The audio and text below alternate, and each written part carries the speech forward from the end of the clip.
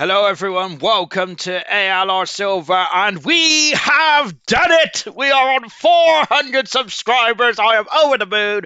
I have screenshotted it, which means that is it. I don't know. It doesn't matter if anyone unsubscribes now. I am getting my big old bar of Galaxy chocolate. That's all that matters to me. But in all seriousness, thank you very much. And I'm so happy that we got 400 subscribers because I was feeling a bit concerned. I was feeling a bit concerned that we may not get there. But yes, indeed, we have done it. So I am over the moon. And I'm going to celebrate by having a pork pie after tonight's stream. So I am loving life. Fantastic stuff indeed there. Really well done. Thank you very much to all you guys that subscribe as well. Of course, it makes my job so much easier commentating on these streams because you guys are the stars of the show. I'm just the fool behind the microphone that just narrates what goes on. Then let's go through the drivers and the constructors standing, shall we, as we get ready for qualifying one. Young Tommy, the fourth ever world champion in silver, fantastic, and the fun ever ALR silver champion as well. Fanjo is second, and he's also been confirmed as promoted as well. Brilliant stuff indeed. Third position is Immortal. The battle between Immortal and Dylan is going down to the wire, and who is going to get that final promotion spot then, and where are they going to be living then for next season? It's going to be very much on my mind and their minds as well. Of course, the bottom of the table also has some ramifications as well, with Florence still in the relegation. So where is he going to be fighting, applying his trade next season then? It'll probably be in between Division 2 and Division 4 by the looks of things. Same with Keza as well in 19th, and Senna in 20th as well. Senna will probably be in Division 2, 3 or 4 as well for next season as well, as he has been confirmed to be relegated, unfortunately. So that is a shame indeed then. That is my logic then, whether that's right or not, I do not know then, as we've got a lovely day here in Abu Dhabi, aren't we there? Of course, it's a day to night race as well, albeit it doesn't look very dusky out there, does it? It looks quite bright, to be fair. We're just having a good old look then. It is AlphaTauri, the Constructors' Championship, so no gold is on the line here tonight, unfortunately, but I'm sure that we're going to have a very good send-off for silver. Mercedes Mercedes is second, and they are 62 points in front of Williams, so first, second, and third have all been confirmed. The battle for fourth is very well and truly on between McLaren, Haas, Alpine. We'll try and keep you up to date then. 8 points separates Haas and McLaren, 8 points separates Haas and Alpine as well. Alfa Romeo 16 points behind with Aston Martin and Alfa Romeo. Who's going to get that 7th position then? Red Bull hoping to get to 100 points tonight then, and Ferrari hoping to get to 100 as well. Lovely jubbly indeed, as we've got a car out onto the circuit already. Then we've got someone on intermediate tyres for some reason, so they are expecting a wet session. And of course we did have a wet session in silver, didn't we, in the season finale back in the season 2, wasn't it, between Murphy and Gurman. The battle for the championship was very much well and truly on, wasn't it? But good grief, it was a fantastic race, and I can't believe that it was actually a wet race. Good grief. Right, let's go through the live chat, shall we? Hello. Gordo saying hello everyone. Hope we can send off silver in a with a good race, and also 400 subscribers. Yep, that is official. It is 400 subscribers, and it doesn't matter now whatever happens. And in my lifetime, I'm going to be very happy with that 400 subscriber mark, and I've screenshot it as well. So it is now officially. No one's going to take it away from me. So absolutely love it. We have got Serious Rush say last race with what a journey. A little sad, but it's been a blast. Thank you, Silver. Then Bradfield. Good evening, Bradfield. Paige Baguette. Evening or hello, Paige. We've got Gordon saying, oh, I love a pork pie. I've got one. I think it's in a green packaging. I absolutely love that. Those kinds of pork pies, absolutely delightful. I don't know what they're called, to be honest. Are they like farm? They're farm something, aren't they? If someone could tell me what they are, they're fantastic. I don't really know what I eat, to be fair. Here comes Lewis G in the Alpine car as Alpine coming across the line. Then, of course, only the second team in ALR this season to have two 1-2s. 1-1-2s. And of course, the AlphaTauri got it in Azerbaijan of silver, and in COBALT it was no, and Lewis G is in the wall. You felt it. You seen the back end there, just trying to overtake the front. Lewis G is he's okay, I think. Then he is okay. Yes, he is okay. He's carrying on, but unfortunately for Lewis G, that is the first of many front wings that I'm expected to be to be going off then as well. Now, I think that this is not an evening race, is it? It looks like it's going to be a day race here tonight in Abu Dhabi. So Lewis G there going down into the hairpin as well, but that is not a good start at all then. Unfortunately for Lewis G. Anyway, let me carry on then. Becca, 400 subs then. I hope that's not like Subways, Rebecca. Then good grief, my goodness me, that is a lot of Subways. I had a Subway today. I don't even know what I had, but it was absolutely delightful. I think there was some spicy meatballs in there. Ah, that's a spicy meatball. I don't really know, to be fair. I know that it was delightful. They have what I'm not happy with though is Subways have actually like they thin the bread out, haven't they? Which I'm absolutely outraged by. It used to be a lot thicker, and I'm a man who loves a bit of my thick bread, so I'm absolutely horrified by that. So yes, I will be making a complaint, but it ain't going to matter too much then because I'll probably forget by the time I have a Subway next time.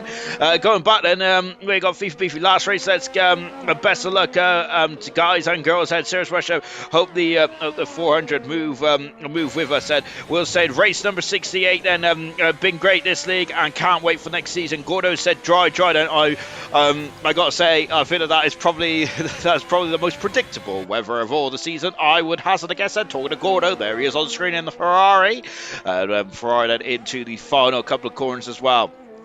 And under the dip as well, Gordo goes fastest so far on this on his first time run. I think Ariel's just come through the final couple of corners. He is indeed, but he's invalidated his time now, so he's going to have another bite of the cherry, unfortunately. Mortal then down the back straight as well. I'm just taking a look to see that no one else is setting a representative time just yet. And Wilson saying Wilson versus Bradfield Division 4 title battle next season. Then just Russia dry wet. Oh goodness me.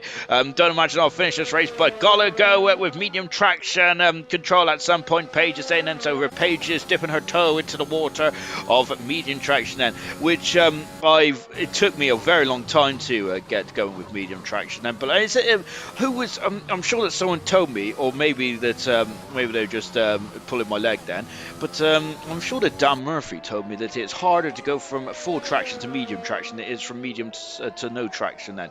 I think that's right, or did he say it the other way around? I don't really know, because probably because I wasn't listening, because I'm not a very good listener at all, so which is probably why he gave up on me. Also, he might have also given up on me as well because I beat him in the rain in Spain, and of course, which is one of my biggest achievements. So I'm very happy with that. We've got George Morgan TV. Yo, good evening, George. We've got Gooder saying good luck, Silver. Gordo saying my car feels a bit floaty. Then Will say remember 2 seasons ago we had rain. Wilson saying yes, indeed we did that. And we've also got Ross G saying go Lewis. And how can we forget? That's one of my favorite races of all time, and not only in silver, but in the whole of ALR. Really enjoyed that race. I was on the edge of my seat then, really. And Murphy there was so close, wasn't he? With as Tommy there is retired from the session now. As Gurman there, of course, slid off here, didn't he? He accelerated away on the paint there of the Abu Dhabi blue and went into the barrier there. And goodness me, and that gave Murphy a golden opportunity to try and go for pole position. Try and go for the race win. I think he needed fifth. Didn't he need third or higher in that race? It's something like that, didn't he? Unfortunately, though, he was just struggling, wasn't he? I'm sure there was something that went wrong with his tyres, didn't it, that day? He was just pushing. Maybe he pushed a bit too hard, or something went a bit too awry there for Murphy, unfortunately. However, it was close, but no cigar. Lewis G back out on circle as well then, as he now comes into the twisty tight part of the circle. My other favourite race, and so was actually the closest physical on track finish ever in ALR. Was in the Dutch Grand Prix round 5 of season 2 as well, believe it or not. Season 2 was absolutely a legendary season in so over. Goodness me, as Lewis G already getting a bit snappy there on the old rear posterior there. Reflections and young Tommy, the first 2 out qualifying. We're just staying with Lewis G at the moment, and he already had a huge smash down here, didn't he then? So that back end is a bit concerned there. So I think we've seen that Sloth, who heartbreakingly retired from the race from second, or I think he was in the lead, wasn't he, actually? something like that. He was in the lead, wasn't he, there? But my grief, oh, what a shame for Slothfed. I think it really a disappointing end to a disappointing season, I think, for Slothfed. I don't want to be too harsh on the young man, but I was expecting bigger things from Slothfed, and I'm looking forward to seeing what he can do next season in a Hyperdrive. And, of course, Season 7 of Hyperdrive, looking forward to that one. But, of course, we've got one more race to go here in Silver tonight. We've got another race in Gold, and another race in Bronze, and another race in Cobalt as well. Of course, so we've got 3 more races to go of the ALR era before we transform into Hyperdrive. Looking forward to that. It's going to be good. But let's see how this one goes then. But yes, in the Dutch Grand Prix then, of course, it was Ghost Recon, I think, and New Potato, the closest finish ever. New Potato, of course, is going for his first Grand Prix win in silver since being promoted from bronze. And Ghost Recon, who was having troubles that season, I remember rightly, was struggling on pace, wasn't he? But goodness me, he absolutely transformed in the Dutch Grand Prix. He was supreme in that Ferrari, and of course, he won the race by, wasn't it like 25 hundredths of a second? It was ridiculously close out there, side by side. And Ghost Recon, I think, prepared out of the final turn there, and stole it on the final couple of corners there. Incredible stuff indeed there. Baguette there has absolutely nailed that pole there, hasn't she? Goodness gracious me, no, it's a bollard, not a pole, is it? Good grief. But yes, Baguette is not a fan of the old bollards. She now comes in to the technical part of the circuit here in Abu Dhabi. And of course, Abu Dhabi was on the calendar in Formula 1 back in 2009. Was that it was dominated by, well, Hamilton had a good race start, didn't he? But then he had technical failure of some kind, and Sebastian Vettel went on to win that race as well. And really, that was kind of the beginning of Vettel and Red Bull's dominance there. Albeit Vettel didn't actually lead the championship in 2010 until the after this race there. Of course, that very high intensity race there as Baguette almost going off the circuit. Goodness me, that would have caught her quite by surprise. And we got Maldonado then for the second time ever. We have got an all women's driving lineup then in the form of Baguette and Maldonado then. So they're back in the Aston Martin team. So very good stuff indeed there. Here's Dylan then, the third ever bronze champion, and he is fighting with for Mortal then to find where he is going to be living for next season. So there's a lot on the line here tonight then. Serge would say, well, that went well then. Serge Rushman is participating in every single silver event that has ever happened in ALR then. So Serge Rushman is off to watch Coronation Street for a bit then. I'm not really sure what's going on in the world of Coronation Street at the moment, but they are probably gearing up for one of their Christmas specials. I have no doubt about that then. Last Christmas special I seen at Coronation Street, I think, was something about Roy's Rolls, wasn't it there? Or something like that. I just remember that shop. It was something to do, was it with the plats or something like that? I'm not sure. I still remember Gale. Wasn't it something to do with David, that troublemaker? I don't really know. I'm not very good with the Yod soap in the shower or on the TV. Watching Ariel then, who is out of the second DRS. So we've got yellow flags when the Alpines is crawling out of turn 4 by the looks of things. We're on the old configuration of the circuit, and we're going to be on the old configuration of the circuit for this season and next season, and that's for all the new configuration of the circuit as well. Whereas that's the Spanish Grand Prix when they made an amendment in turn 10. Australia, where they've made a lot of amendments out of turn 9, 10, and I think they've even extended turn 6 as well, haven't they, or something like that. And of course, here in the final sector, they've opened up the corners a bit more, haven't they, around here, to improve a bit more overtaking or a bit more following there. And said that, I do agree with Martin Brunner there. They've kind of taken away a bit of the challenge from turn 20 there, which is now turn 15. Well, it's turn 15 when we get into season 8 of Hyperdrive. Out of the final turn there for Ariel, he is 4 fastest and good 17 there for the Mercedes drivers. So 1 in 4 so far for Mercedes. Nothing on the line in terms of the constructors for Mercedes, as they are too far back. Here's Slayer then with the beautiful helmet then. So absolutely lovely stuff indeed there for Slayer. You could say he is slaying those helmet designs. Beautiful. FIFA Beef then, who I think he's in the top 5 for most race starts in silver history. FIFA Beef, he is there, and I feel that he probably could have and should have won a couple of Grand Prix this season.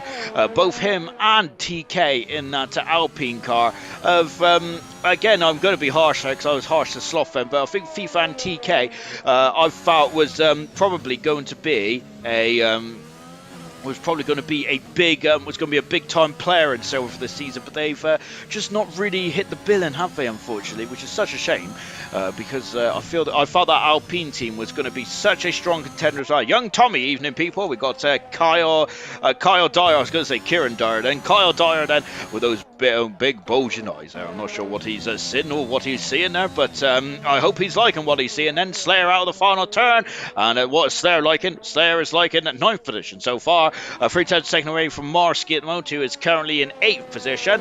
Lovely jubbly indeed. Yellow flag is fluttering in the Abu Dhabi breeze head as out of the pits now comes Bradfield then, and you can see it's very overcast here in Abu Dhabi today. Of course, it's not a night race tonight, so it's going to be a beautiful day here in Abu Dhabi. I quite like commentating in Abu Dhabi during the it's a bit of a different scene, isn't there? Wilson down in 14th position there. He's done a 52, which would be a good time if it was raining around here, but oh goodness me, running out of there. I thought she lost the rear there, but she's all fine and dandy, so there we go.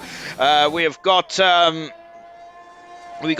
young Tommy saying sup KD, we're saying that's KD sup. Oh goodness me, you've all got those big bulging eyes there tonight. Goodness me, what are you guys looking at?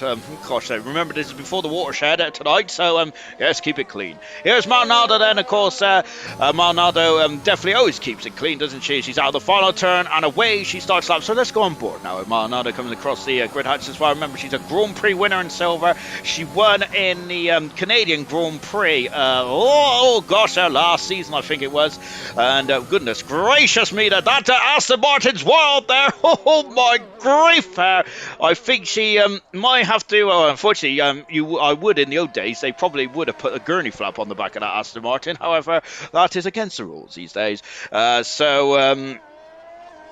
So unfortunately, Malnado is going on the new configuration of the track then, but unfortunately for Malnado, she has invalidated the time. But yeah, just carrying on my story before she rudely interrupted me. Yes, Malnado, a Grand Prix winner in Canada on International Women's Day as well. That's good. That race is going to live with me for a very long time, just because it was such a special day, wasn't it? I can't believe you couldn't even make it up, even if you tried then. So we're now down into the far chicane. We've got a Red Bull who is looking a bit untidy now. I think that's Bradfield. It is Bradfield. He's out of qualifying. Good heavens there. And that's not good at all for Bradfield. He's gone off in the turn 2 there. And he's and Bradfield's left his wheel on the circle as well. That is litter bugging there, Bradfield there. And I'm sure that has to be a fine then. I think that the silver admin of Knowlesy needs to crack open the fines here tonight then. Ariel's doing a very good job though, by the way. They're up into 4th position, looking very strong indeed then. Very impressive stuff then. Unfortunately, what is not impressive is Bradfield, who's hit the wall quite at a right old rate of knots then. Keza is 2.5 seconds up in the first split time then. We've got Farf, who is going the wrong way there. Farf is there, and Farf I think is out of qualifying as well because he's damaged the end plate, so Farf is going to be down in 16th position now. Another driver that I was expecting to have big things here this season for Farf. He just hasn't really, again like the Alpine drivers, he hasn't lived up to the billing, has he? Grief, and I've got to say I'm a big old critic tonight, and I think it's probably because I'm a bit moody and had to have a bit of fruit earlier on there, but there we go. I shouldn't be taking out on other people. It's absolutely appalling behaviour by myself, isn't it? Keza there down the back straight in the Alfa Romeo car. Keza's then 7.5 seconds up in the second split time. Now, good stuff indeed. I love that camera shot, by the way. Then that's incredible, isn't it? How the F1 cars just change direction. Keza out of I don't know what turn he is now. He's in 13 and 14, I think, something like that. On board of Keza now, as he's now going into the under the hotel as well. And I was going to say something, but we got a minute and a half to go. So well, of course, last we was talking about Farf last night in the with the admin that he's done in gold. Then, of course, Knowles has done a brilliant job in silver as well. Oh no! But someone hasn't done a pretty good job towards the McLaren. Florin is out of qualifying. Goodness gracious me! I think that oh dear, and that's a shame now for Florin. And Florin, he's quick, isn't he? Florin is there, but he does seem to hit something hard quite often, doesn't he?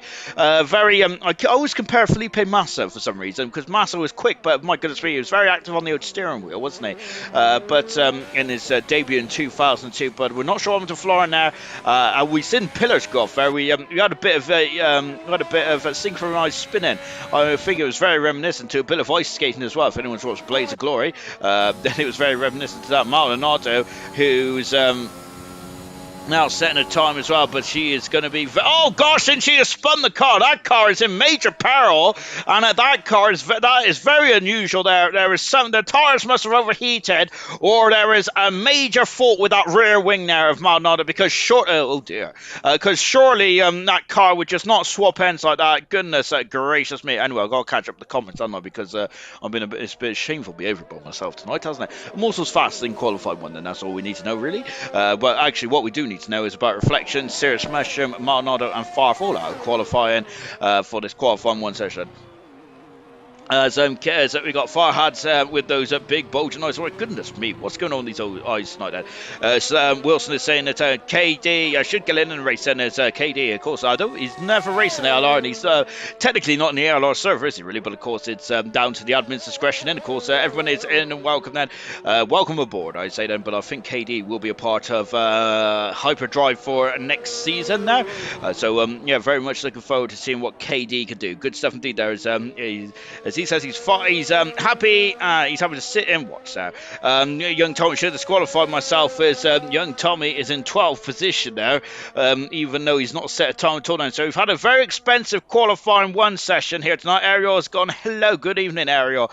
And we've also got Nightbot as well then. Right then, so yes, unfortunately, fortunately or unfortunately for young Tommy, he is going to be quite high up the grid then. So Florin, Lewis G and Bradfield have all crashed quite spectacularly in this qualifying one session. We've also lost Farfar, who spun around at turn 3, and Maldonado, who's got a very difficult back end there, and she keeps swapping ends, and so I think there's something majorly wrong with that car for Maldonado. She is in part firmware now, so she's going to have to drive around it as best she can, as Fanjo's retired from this session as well. Goodness me, got wheels here, there, and everywhere. I'm not sure what the marshals are doing out there. They need to pick up their litter. Good grief, man. Gone to qualifying 2 without leaving the pits, young Toby said then. At least me and Far for staying true to the Haas and starting at the back then. I'm in HDE, by the way, if you want to know whatever your name is, commentator. Aha. Yes, I do know that you're in HDE. Yes, and because we have seen the full list, haven't we? But I've got a... Maldonado is through, fantastic. But I've got an appalling memory because, yeah, I'm getting old, and in my old age there. I'm actually getting some great hairs here, there, and everywhere now, which is great stuff. But I'm also still waiting for some other hairs to sprout, or some other hairs to sprout on my body as well. But there we go, I'm a slow learner. Right then, out qualifying is Reflection, Sirius Mushroom, Farf, and Young Tommy. Bradfield, Lewis G, and Florin also out as well, unfortunately. So we've had a lot of there's a lot of costly errors in that qualifying one session as we proceed into qualifying 2, but Immortal has got the headline time now. Of course, Immortal has had 4 pole positions this season, going for his 5th. He ain't going to beat the highest pole sitter this season, which has been Fanjo, which in 12 qualifying sessions, he has been on pole position 7 times. That is over half. Really impressive stuff indeed then, as we now proceed into qualifying 2 then. And let's get going then, shall we? Yes, I think that qualifying one session, very expensive indeed, that good grief.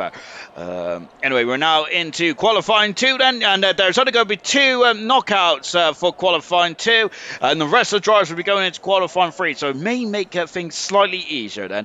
We'll soon see in just a jiffy then, as out of the pits now comes Fanjo then. So Fanjo out straight away then, as we go under the unique tunnel here in Abu Dhabi then, of course, as we go under the track and then out on the inside, well, outside of turn 2, isn't it? Or turn 3. And there he goes then. So Fanjo's the first driver out on circuit then. Of course, a lovely day here in Abu Dhabi as he takes the new configuration of track there. before it accelerating away and down the back straight. Well, FIFA said, have people got through who crashed out? People have got through who have crashed out there, but because they've crashed, they will not be allowed in qualifying. Of course, a lot of you drivers do know that.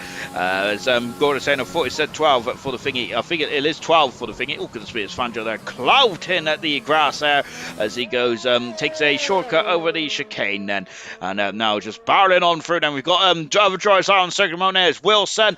We've got Ariel, we've got Immortal and Dylan also out on the circuit as well. Then it's very bright for Abu Dhabi, Gordo is saying, and it is indeed, isn't there? We had a lot of overcast in qualifying one, but qualifying two, absolute beautiful sunshine.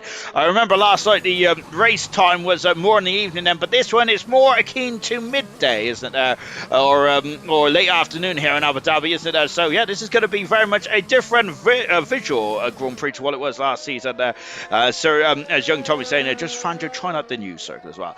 One of my biggest wishes there was to see Fangio against young Tommy throughout the whole of the season. And would have young Tommy still been champion if Fangio was in throughout the season? I'm going to be honest, I'm not sure. What I am sure about is it would have been an absolute classic battle between Fangio and young Tommy. Fangio's really good in qualifying trim, but young Tommy is absolutely second to no one this season when it comes to racecraft. He is absolutely superlative indeed. Then I know he's in the comments and listening, that's why I'm being nice. No, I'm joking, but I'm definitely, of course I am joking there, but no, young Tommy, who I think in terms of racecraft and race trim now, young Tommy is second to absolutely no one then in this league this season. Of course, he has gone, he's our ultimate Leicester City, is the young Tommy, as he's gone from rags to riches, from relegation survivalist to winner of silver, which was pretty amazing indeed. And I think that most improved driver of all time potentially for young Tommy. Absolutely spectacular stuff indeed, because I do forget that young Tommy, I thought that young Tommy only came through the final couple of races in silver last season, but no, he was in the race. He was in like 13 or 14 races. Young Tommy was there. He just couldn't get his feet under the table, could he? As metaphorically anyway, in silver. But he really, must say this season he's really taken off, hasn't he? In that AlphaTauri. The AlphaTauri have been such a strong unit, haven't they? Both Dylan and young Tommy have been the best, one of the best teammates ever. Are they the best teammate ever in silver? Well, I think that Gurman and Liam Yen may have something to say about that, as they got a couple of 1-2s in their Haas driving careers in silver. Both of them were supreme, weren't they? Of course, Gurman has gone on to win the latest ALR championship in gold. He's the fourth ever champion of ALR. Fantastic stuff for Gurman. Looking forward to seeing who is going to be his challengers for next season. We've got so many challengers for Gurman next season now. It is going to be an absolute spectacle, isn't it? Looking forward to that one. And so just seriously saying, I know Beefy, my car was oh goodness me, oh god, I'm not going to read that. So Immortal has gone across the line there, and he's done a 35.5. Dylan has done a 38.0. So I think there's a bit of sandbagging going on there for Dylan. So we'll see how that one goes out. As Fangio, who unfortunately has not set a time just yet. FIFA Beefy out on circuit as well. Got Wilson also having a bash as well. Going to watch Wildenada then, who is, I've got to say, really fighting that car, isn't she, at the moment? Going to stick with FIFA Beefy at the moment now. We've also got some KD saying that was very kind of Martin to give Fangio a toe there. It was indeed then for Martin. I'm not sure if it was, you almost swallowed my tongue there, if it was on purpose or not then, but whatever the case may be, unfortunately Fangio didn't get anything out of that because he didn't set a time then. So FIFA Beefy also setting a time on the board as well. These times are not very representative of the skill level of the drivers then, of course, so they are just going around just putting a banker on, I think, then before really really putting pedal to the metal then. As saying, sorry, she'll laugh out loud. Yes, this is the problem. I'm like Ron Burgundy. I'm going to read everything that they put on the teleprompter, so I'm going to read everything that goes onto the live chat. Martinada goes second fast, and a second and a tenth a second away from Immortal at the moment. Of course, Immortal on 4 pole positions this season. Martinada, I think, has got 2, hasn't she? Hang on, let me get me spreadsheet up. She has indeed. She's got pole position in the Bahrain Grand Prix and in the Canadian Grand Prix as well. She's been supreme in qualifying this season. Another driver who I would have really bet my Monopoly Hotel on that she would have got a Grand Prix win this season. And once again, then the curse of the commentator really came home to roost on that one as well. Same with New Potato as well. So yes, I think I've gone off. I think I'm off with a lot of drivers' Christmas cards this season, and I really as I've given the old Murray Walker curse, haven't I? Kez out the final turn now, and Keza going second fastest, 3 tenths per second away from Immortal. Remember, this is just qualifying 2 to get into qualifying 3, of course, and we're just trying to line up 11th and 12th finish. We've had a lot of casualties in the opening stage of this qualifying session, as we have lost umpteen drivers there. So we're trying to line up the bottom 2 in this qualifying session, which is 11th and 12th position at the moment. And Ariel coming back into the pits, and Gordo is down the back straight as well. So let's see what Gordo can do. Lovely yellow helmet design there for Gordo. I do love Abu Dhabi. We do see a lot of very nice helmet designs there.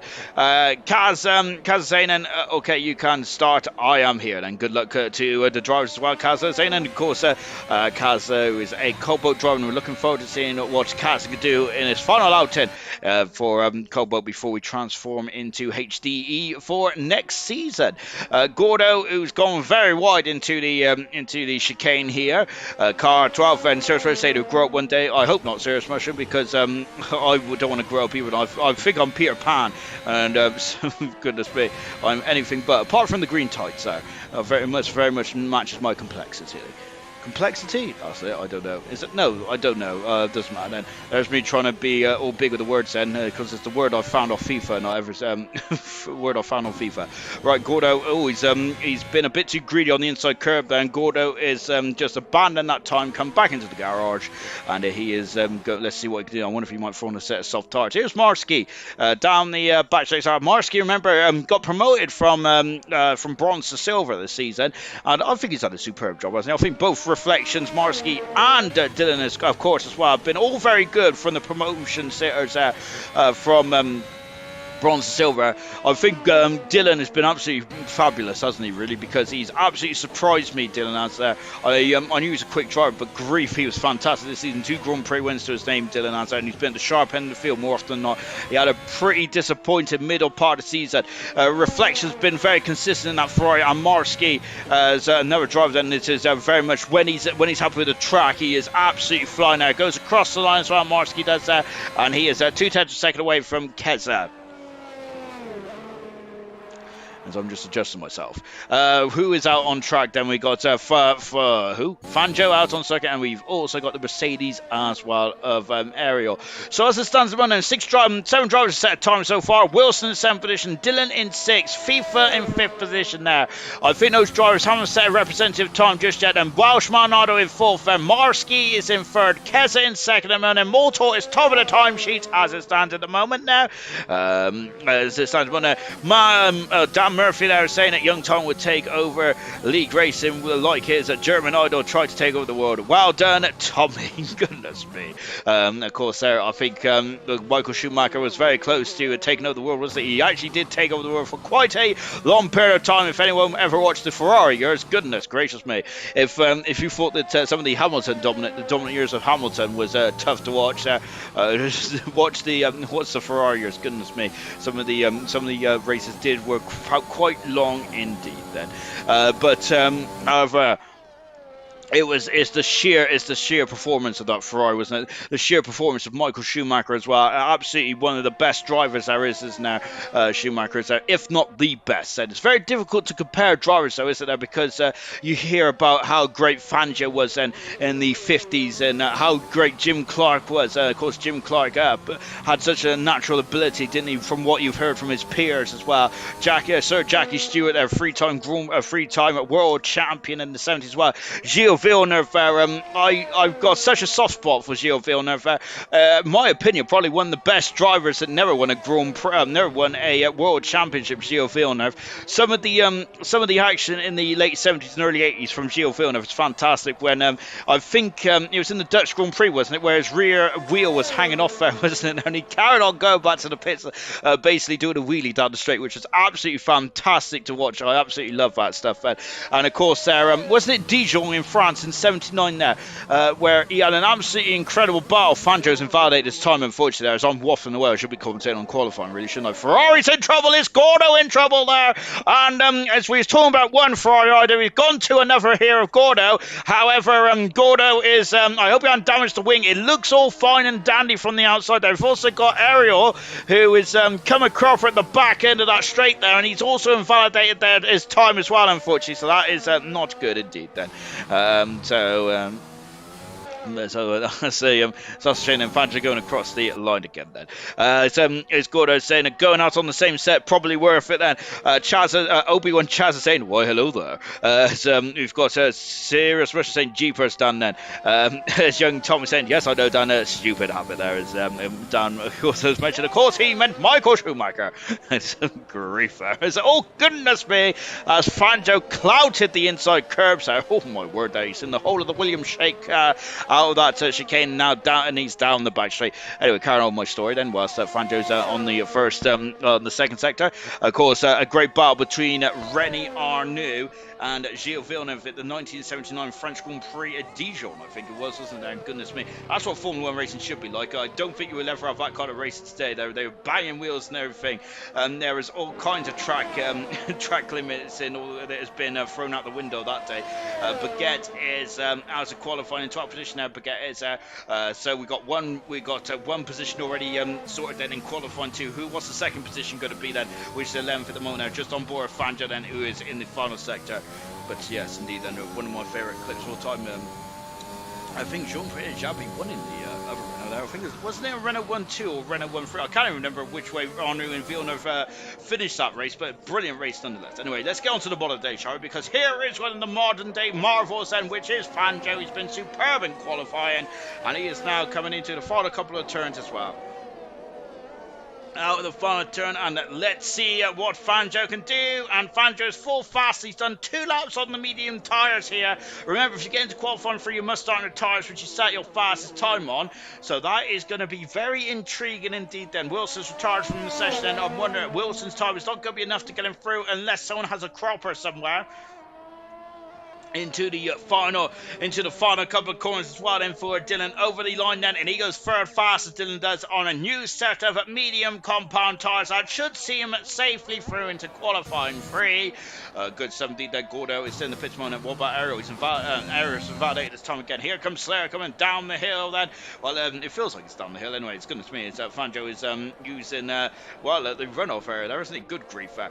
We've got Serious Russian saying that, yeah I know, but he had but Serious Russian saying yes, I'm not going. Goodness me. We've also got Gordo as well. If I don't set a time but finish in the top 10, will I go through? I will. Can I pick my tyres? And Gordo is asking that. Well, I suppose, yeah, if you're in 9th position, you should get through, shouldn't you, really? Or you can you can go around rather slowly then, but having said that, I think Slayer and Ariel might be, but that's a good question, but I think Ariel and Slayer might put that theory to bed, unfortunately, Gordo, so you may have to get out there and put a time on the board there. Of course, if you did watch the, oh goodness me, it's Slayer there, it's absolutely slayed, it's absolutely slayed the Rolex polystyrene board there on the outside of turn 20, cross line, Slayer goes at 7 fast about an Ariel down the back part of the straight then, but of course if you missed bronze, then we actually oh, is that Freud's gone white off then for Gordo? If you watched the bronze stream last week, then of course we heard from Gordo, which was very cool to hear indeed. Then Gordo was saying how he was disappointed with his silver season there, I've broke me bed, but oh gosh, let me get some decorum here. But overall, I think that Gordo was very harsh on himself. I did expect Gordo to be in the championship challenge for the season because he was superb last season. But remember, this is a different game, isn't it? And drivers really have to get themselves sorted, don't they, and get themselves going on this version of a race car as well. So we'll say that's why I went on into tyres, because if I get in the top 10, I'll have a fresh set of tyres. And Wilson saying checker flag has fallen here in Abu Dhabi then, so it's between Wilson and Gordo. Who is going to go through and who's going to be knocked out? Gordo is gone on the soft tyres here in car 12 then, so Gordo would probably like to start as high up as possible, or will he? Coming down the back straight, Gordo is then in the Ferrari. Then Gordo is raced in all 20 races this season, as has Reflex as well. So hats off to the Ferrari drivers. Superb stuff indeed. Then our drivers have done 100% this season. Far from the 20 starts line. Same with Sirius Mesher, Bradfield on 20, Slayer on 20, Wilson on 20 as well. Supreme stuff indeed. That goodness me, that's so many drivers and they've taken part in every single silver session this season. And hats off to you all. Very impressive indeed. Then. Listen to that V6 turbo hybrid Ferrari power unit, then just purring behind Gordo's behind Gordo. Then as he is propelling himself down the back straight. Then now he's into the technical twisty part of the circle as well, with a couple of corners to go then for Gordo. Then let's see. Well, I've missed the sector 2 section, haven't I? Because I was trying to find a metaphor, or is it an? I don't know. I don't really know what adjectives and metaphors are really, but there we go. I did pass English, believe it or not, but since then I haven't really been needed to explain what a metaphor or any of that, or a noun or the verb, adverb and all that kind of stuff. I've never been able to. I don't think I'll ever need to explain it since then. Gordo across the line, 9th fast, and Wilson out qualifying. He's 11th on the grid, on the 6th row of the grid, and he's alongside Baguette, who starts 12th in this Abu Dhabi Grand Prix as well. Then thanks for the tow back straight, Fancho. Unexpected, gained me a couple of tenths, and so Slayer is very happy at that time. Then as we got Ariel going across the line, and that is our top 10. And it was a bit of a damn squid qualifying too, as we already knew one driver out about halfway through, and then of course, Wilson there wasn't coming out with his intermediate after his intermediate tyre run there. So it is a mortal fast then by 2/10 a second there from Keza in second position there. Soft tyres for Marski, Gordo on soft tyres as well. The other drivers are on the medium compound tyres as we accelerate into qualifying 3. Who's going to be on pole position for the final race in the silver era here in ALR? We're going to find out. Wilson in 11th position and Baguette in 12th position for the Abu Dhabi Grand Prix. Gordo saying going soft's not really ideal, but hey ho then. Last race, Gordo, have it. From Serious Mushroom as well.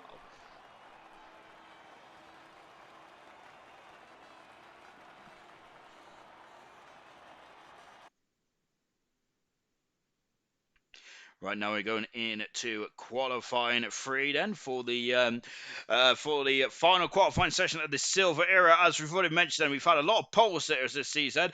We have had 7 pole sitters from the full-time drivers, and overall we have had 9 different pole sitters this season. And of course the other 2 pole sitters was Jackson, or New F1, who won here in. We got a safety car, goodness me, and also we've got you mad bro as well. But yes, we got a safety car out on circuit, so I'm not really sure how this one's going to happen. Oh goodness me, I'm closing my eyes then. As a safety car usually down the end of the pit lane. It's down the other end, isn't it? It's not there, is it? So we've got a safety car out on circuit here. Hopefully oh goodness gracious me! So we've got a safety car coming out then. Oh my word, there. It tickles me stuff like this does. So let me try and get myself sorted. Fanjo is using the new configuration of the track then. Let me get me old graphics up then, and away we go then. Hopefully we won't see the safety car again. Yes. I love it. Fantastic. We've got a bit of a race going on now. Oh goodness me, Fanjo is flapping his flap there as Maldonado just goes past. And yes, there's the safety car in the background. Goodness me, and of course we do like to see the safety car every now and again. Of course, that beautiful Aston Martin safety car, which does, as Serious Motion says, looks a bit like a Ford Puma. As you can see, I think Fanjo just making sure his flap is working there. As Wilson saying, this lobby has had it, and unfortunately it has. I think it's usually. Oh, lovely jump there from Fanjo. Wow, incredible. Of course, Fanjo is already confirmed as a promotion there. Safety car getting ready. Smart. Serious much I was saying that. Unfortunately, when we do see a safety car, the lobby is usually a bit squat then, isn't it, unfortunately? Everyone's out on circuit at the moment, apart from Dylan, who is in the pits, along with Slayer as well. That is, it's a beautiful day here in Abu Dhabi. Fanjo's about to start his lap, and as we've mentioned, then he has got over 50% strike rate in terms of pole positions. Then, of course, in 12 qualifying appearances, he's been on pole position 7 times now, hasn't he? Williams has been the undisputed kings this season of qualifying. Listen to this. Williams in 20 qualifying sessions, they've been on pole position 10 times there. That is absolutely magnificent stuff indeed there. Fantastic. And Well, Maldonado says that someone's nicked her keys because she is not driving. What? What's going on? I'm on board with Maldonado now then, but apparently someone, there's a mysterious, my goodness me, there's something very mysterious going on here because that is not Maldonado apparently. So I'm not sure who we're looking at here then, but good grief. Oh, it's Fangio there completely getting on the way there. So Fangio's invalidated his time, unfortunately. Sergio saying it's a Tesla, Becca, and Marsky has left the session.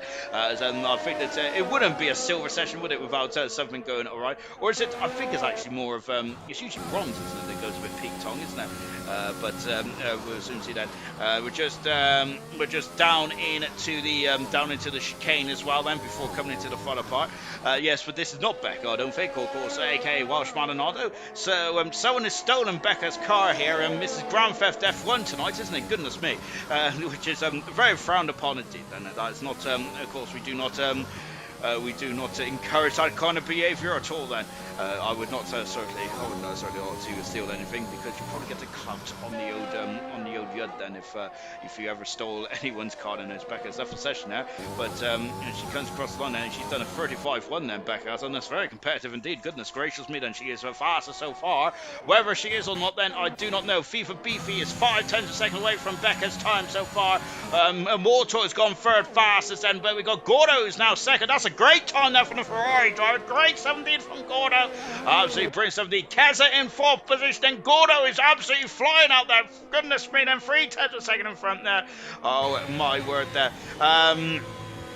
Scooby Stew has just said that Scooby Stew top 6 motion and Marsky is out for us. It only says 9 cars in qualifying 3. The Becca thing, the safety car, the lobby's gone then. Becca playing Scale Electric then. Goodness gracious me. It's an incredible time then. Becca is Keza. Oh, okay then. So Keza's on pole position. So sorry, Becca fans, Welsh Maldonado fans, Aston Martin fans. It is Keza. So well done to Keza then. He is on pole position, albeit it's all gone completely awry here. Oh goodness gracious me. Absolutely incredible stuff. But this is fun, isn't it? I do love it when it tickles me when stuff like this happens, which I know it shouldn't. I should be a professional, shouldn't I, on the old box then, but I'm anything but a professional. Marsky looks like a ghost here, and that's a bit unfortunate, isn't it? Because I would like to see what is going on. As Wilson's saying, I think I have to leave because all the cars are jumbled up, and oh gosh, this is going to be fun, isn't it? How we go? I hope the Farf's going to help me out here because I don't know how to get back in the session on my own. Goodness me. I'll wait to hear what the admins are going to say then, because of course I'm a bit rubbish at the old F1 malarkey here. But what we do know is that Kez is on pole position. Maldonado is not on pole position, unfortunately, albeit she has been on pole position twice this season. Cold Masters at his finest, and Gordo's time is Immortal's time then. So that is so. Goodness me. I'm hoping it's one of the admins for silver of either Farf or Nosy will tell me what's going on in there. Safety. God, my word! There, Immortal's gone straight through him. This session's completely knackered then, which is a golden opportunity to give a quick plug about what is occurring there. So Wilson's given us the classification. So currently on pole position is Keza. Immortals alongside him in row 1. Everyone third with Dylan in 4th position. Sarah 5th, and Beefy is in 6th position. So those are the times so far. Thank you very much there. FIFA Beefy has also said I am Immortal then. Oh gosh, that. We're just I got an email from somewhere. It's about BBC. I don't know about that. Probably something to do with my TV license. Anyway, just a quick plug then for tomorrow night. We have got bronze going on. We've got bronze going on tomorrow night. Then, of course, then it's almost all said and done. But the Construction Championship is very much on the line. And 8 points separates. It's going to be very 8 points separates the top teams in bronze. Looking very much forward to that. And, of course, Ayrton and Joseph are battling for second in the Drivers' Championship as well then. Of course, Ayrton's had a great end to the season. He's been superb in the last 5 races or so, but so is Joseph as well. They've really elevated their status, haven't they, over the past couple of weeks. Been very impressive indeed then. Gordo's asking, there's 10 for Sean and 9 for me. I've broke me lobby, Gordo. So, I'm going to blame Farf because, let's blame Farf because I enjoy that. I'm going to... Search must asking, do we have to leave and rejoin? I'm not. Well, I think it might have to be me that leaves and rejoin, but I'm just waiting for an invitation from Far for a instruction from the admins before I do anything. Because there's one thing I do not like then, because unfortunately, when I go to the dashboard on the old PlayStation. On the PlayStation dashboard, I get an audio drift issue there, which means that the audio eventually goes out of sync, which really upsets me. Jeff sounds poorly. He's lagging. Laugh out loud there. FIFA Beef is saying no. So FIFA's got an issue with his. Has got an issue with Jeff, and it's so as it stands, if you just joined us, welcome. Maldonado's not on pole position, unfortunately, for you Maldonado fans out there. It is Keza. So all you Keza fans out there are going to be absolutely overjoyed with this result. Really good stuff indeed. Then, and there's safety car again then, who's just going around and around then. We got Gordon saying, hope it sorts itself out then. So do I really, because otherwise it's going to be like a game of guess who really, of who's who. And I used to be rubbish at that game. Yes, Dylan out on circuit mile, and he's the bronze champion, or the bronze champion last season, of course, is Theo, who is the last ever bronze world champion. Of course, young Tommy, the last ever silver world champion, and Hammer Time, the last ever COBALT world champion as well, which is a shame really, because I would love to have a championship decider. Well, do I or don't I? We all know about my math skills and all that kind of jazz, but I would have loved to have had a old Immortal Stuff session there. So this is not looking too good, is it? There, we had a session issue last night as well, didn't we, unfortunately? Oh, look at this, we were on board with Slayer in the pit lane at the moment there. There's not much action is going on there, so this is on board with Slayer in the garage then, and look at this, and this is fantastic stuff there. Really good access to them there. The Red Bull mechanics about to get Slayer away then, albeit I'm not even sure if that's Slayer or not then. Fanjo on a lap moment, and Dylan's on lap as well, albeit it is not Dylan. That's Becca, not Dylan. Okay, so we're on board with Becca at the moment then, so goodness me. Gosh, I'm so confused. What is going on here? How are the other drivers taking over other people's cars? And I'm stuck watching Jeff the Slayer in the pits, and serious Butcher said that was max that I could do. That was the max I could do then. So we're coming across the line as well, and Dylan over the line he goes. I'm sorry, Becky over the line. She goes 6 fastest at the moment there. Yellow flag as one of the Mercedes is pointing the wrong way, but it looks. I think it is. It's Ariel coming into the pits, which is not Ariel actually. Who is it? Give me a second. It is Ariel actually coming in the pits, and so Ariel's the only driver which has kept his car. What about Fanjo as well, which is not Fanjo, it's someone else then, so I'm really guessing here. I'm wondering, I'm hoping Immortal then has already set a time, and 2 minutes ago in this qualifying session now, hopefully it all be revealed then, but yeah, this is a bit of a nasty session to be honest. This is absolutely appalling. As Slayer is saying this, my time is not shown on the screen, and this is quite, I mean, this is funny at first, but now it's a bit like, no, because I'm not really, I never know what I'm talking about anyway, to be fair, but goodness me, so really, the pictures finally match what I'm talking about, which is absolute gibberish, isn't it, really? Fanjo, which is not Fanjo, has gone fast in the first sector. Look at how high those curbs are then over that chicane there. Incredible stuff indeed there. Serious Rush is like musical chairs, isn't it? It really is indeed, isn't it? I'm still waiting to hear what to do then. So at the moment, and I'm staying in the session then, because normally either the session will stop and then we'll have to do a full session restart, or it would just fix itself then. But we'll find out anyway. Irvine saying when I think we've seen all Codemasters goes and surprised us with a new glitch. Then I'm sure I've had the safety car glitch before, which was quite funny, and I'm sure I've had some kind of glitch like this before in the past as well, which has tickled me a bit. But unfortunately, in the last race of ALR Silver era, this a bit Fanjo there wiggling the old rear posterior there. But unfortunately, in the last race of qualifying here in that is actually Fanjo. Fantastic Wilson there. So yes, good. So here is actually Fanjo then. So Fanjo, who is in 8th position at the moment, albeit well, it's not in 8th position because I think it's on pole position. 34 seconds left in this qualifying cycle, or is that just fancy as well? As Aliboy saying, they sent you this happened before in bronze. It did, didn't it? I'm sure it was bronze there. And out of the fun. And Becca says, well, I've got 5 minutes. Well, I've still got 5 minutes of my timer left then. Across the line there, Fanjo doesn't go 5th X. I'm sure he's already fastest there. This is an absolute mess, really, isn't it? An absolute mess there. It's it's a bigger mess than what I am when I'm starting my own stream now.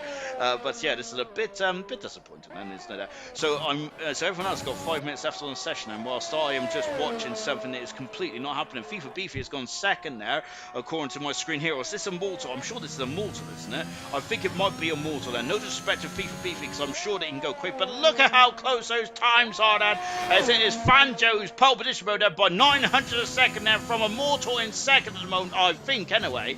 I know they're in kind of similar colour cars, and so that is incredible stuff indeed there, 900 a second then. And of course, those two have been the cream of the crop in qualifying, haven't they? They've been mega, they've been pretty impressive indeed there. Oh, fantastic stuff indeed there's right now down the back straight, and yes, FIFA is, Beefy is Dylan there. Maldonada's on pole position, even though she's not, I think. I don't know, to be honest. But that is a 34-7 there for Maldonado, which is not Maldonado. That is an absolutely superb stuff indeed there for Maldonado. Immortal stuff for session again. A bit concerned at the moment. So Beefy is Dylan then. So Dylan is on the front row of the grid then. Maldonado, who I think is Keza, is on pole position then for the Abu Dhabi Grand Prix. Supreme stuff indeed there. Oh, absolutely amazing stuff. And it's fantastic. Great. Alibi better go out and settle up then. Alibi did that. I don't think Alibi, maybe Alibi might be also in this session as well. So just watching as coming across the line then is not Keza. I can't remember who's in Keza's car. My word then, I think you guys are all just testing me, aren't you, with my memory, which is not a good thing to do because my memory is absolutely finished at the moment now. As the Williams car is just crawling back into the garage then, which is not the Williams car, and hopefully we'll have some decorum in a minute there. So we may get some. We're going to get some donuts here. Of course, we had some brilliant donuts. So this is the Wilson's just informed me about the grid then for the Silver Grand Prix, the final ever Silver Grand Prix. It's Kez on pole position then. So Kez on pole position then for the for his second pole position of his career in ALR Silver. Fantastic stuff. Dylan alongside him on row 1, and then we've got Immortal in 3rd position, Ariel's in 4th, Slayer 5th, Gordo in 6th position, Fanjo 7th, Maldonado in 8th position now, and Maldonado is doing some donuts as well, and I'd love a donut right now, but of course I'm on there. So yeah, I think that this session now is a bit on the dodgy side, isn't it, to say the very least. Mushroom, Kaza, etc. I have no idea. Thank you very much to Wilson and everyone else who's been trying to keep me up to date then. As Ariel saying, Erison, that might be wrong, Wilson, as well. And so I'm wondering if Ariel is watching the same thing I am then, perhaps, because I think Ariel, I'm sure Ariel's in was still in the Mercedes, perhaps, and I'm not too sure. But anyway, that's me on pole for reference there. Kez is saying, thank you very much, Keza. Yes, indeed, Wilson's just informed me about that. Then, yes, Kez is on pole for the second time in his career as well. So Becca is accusing us of rigging it because I think that Becca, who is on pole position, of course, the graphic doesn't lie, does it? Well, it does this time. But I'm sure it's in this Mercedes going to the wall a bit ago, so I'm not even sure what's going on there. But yeah, Kez is on pole position, and the lobby is a mess then. As Errol saying, Dylan Gordo for me then. Goodness gracious me, my third pole position of my career I get in. GG, front row GG indeed then. We'll be getting the lobby set up again then, because this lobby is an absolute, as Kez said, it's an absolute sham, isn't it, to say the very least, and which is a shame really on the final qualifying session. However, I quite enjoyed that qualifying session, I'm not going to lie. It was, it did tickle me, which I know it shouldn't. I need to be a bit more professional in my line of work, but I'm anything but then. Errol saying a new lobby I see then. Seriously saying you're not your most sus there, Becca then. Of course, I think that isn't it Among Us is now on PlayStation as well, so really good stuff indeed. I'm very beyond the times. I do love Among Us, but unfortunately, I'm the most sus person you can know. You can tell when I'm the intruder or the imposter. When I'm the imposter, because I just look like an imposter apparently, because just the way I move. And I vent all the time, which I normally vent anyway, but venting on Among Us is probably a bit frowned upon, isn't it? Unless you're an engineer or something like that. But as Becca says that she's still got 5 minutes on her time now. We're just waiting for the new lobby to be set up then, and we'll be going again. And apologies, guys, because... Farfar sent me an invite. Great stuff indeed then. I got to get myself into the new session and online, so here we go. Right, let me quickly dashboard myself. Unfortunately, we do get an issue with the old sync on this now, so I'm going to have a whinge about it. But never mind, I'll whinge about it later on then, as we're now getting back in. And Serious Rush is saying, setups, setups, setups, and indeed, indeed, indeed, then. Oh, I got some more Haribo. Excellent. Right, let's get on. Let's go on with this race, then, shall we? Of course, this is the final race then of ALR Silver. We've had two pretty interesting join group. We've had two pretty interesting final Grand Prix in gold and silver, haven't we? Goodness me, we've had two lobby glitches now in the past 2 nights then. But yes, back in the session now. Goodness me, high five for me, loving that. Let's get back on with this, shall we then? And yes, so Abu Dhabi then, apologies for that, guys. Then we're just having a bit of a delay then whilst we get everyone back in the session as well then. But this is just a quick reminder of the championship standings going into the final race. It is currently between Immortal and Dylan there, and with Dylan on the front row of the grid. Then that's absolutely perfect there for Dylan at the moment. Now, of course, so Dylan and Immortal are going to be going head to head then for that final promotion spot into gold for next season, or wherever they'll be living for next season. In the relegation zone is Florin, Keza, and Senna. Then let's see if they can finish off strongly. Senna not here tonight, unfortunately, of course, and that is which means that Baguette is in the session instead. Then, so can Baguette finish off her silver career strongly? She's done a very good job in COBALT, especially remember she was leading the race in COBALT last season, and I know that Baguette is one of the full-time drivers for next season as well, and so looking forward to seeing what she can do. I'm sure that she's in Division 7, which is what I'm commentating on next season, so looking forward to seeing Baguette and all the other drivers in Division 7 and how they get on then. Other things that needs to be decided here tonight then is between Vitard and Wilson, who's going to be fifth and sixth in the championship there. That's going to get very interesting. And of course, Sirius Mushroom has elevated himself up to ninth in the championship with Welsh, Maldonado and Bradfield right on his tail. In the Constructors' Championship, Alpha Tower have already won the Constructors' Championship. Remember, Alpha Tower have also won the Joint Constructors as well after their incredible performances all the way through the season. They won it in Australia last week. I think it was after Cobalt they won it. Mercedes are second then. They are 62 points in front of the Williams team, who are third at the moment. Fourth position is the McLaren team there. Just before I'm going to cut myself off because Sirius Mushroom can't join if someone can send Sirius Mushroom an invite. Am I allowed to do it? Oh, good grief, I am, you know. Oh, yes. Oh, I'm loving this then.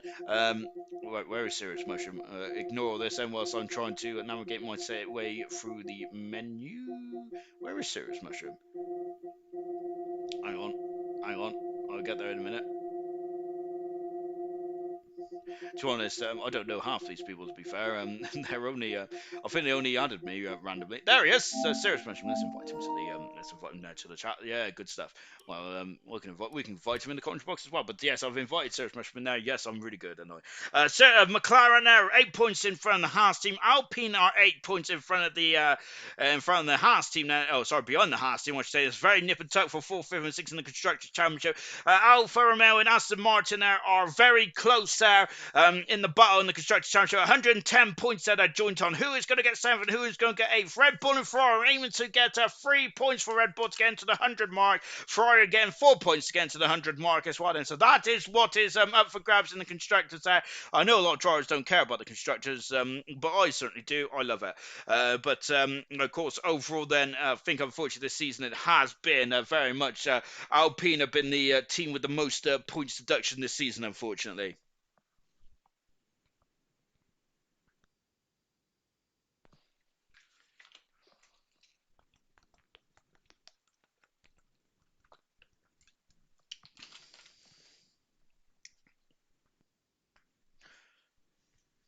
Serious Mushroom saying set up, sad. I know he's also called me a legend as well. That's why I've done it, because that's exactly that's exactly what I like to hear. Gordo is hoping for the 100 mark there as well, so good 17th there for oh gosh. So Gordo is saying, and he wants 100 points as well. He is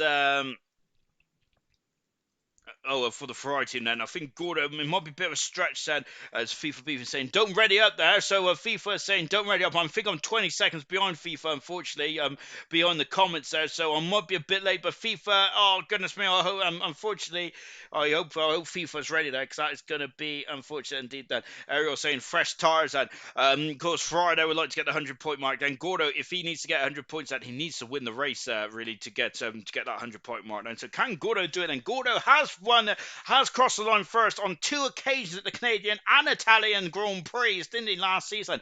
However, Gordo was a very naughty driver and got demoted out of that first place there, courtesy of Welshman Naldo and Ayrton as well. So shame on both of those two. Right then, this is the start of the Grand Prix in Abu Dhabi then. Thank you very much for keeping with us as well.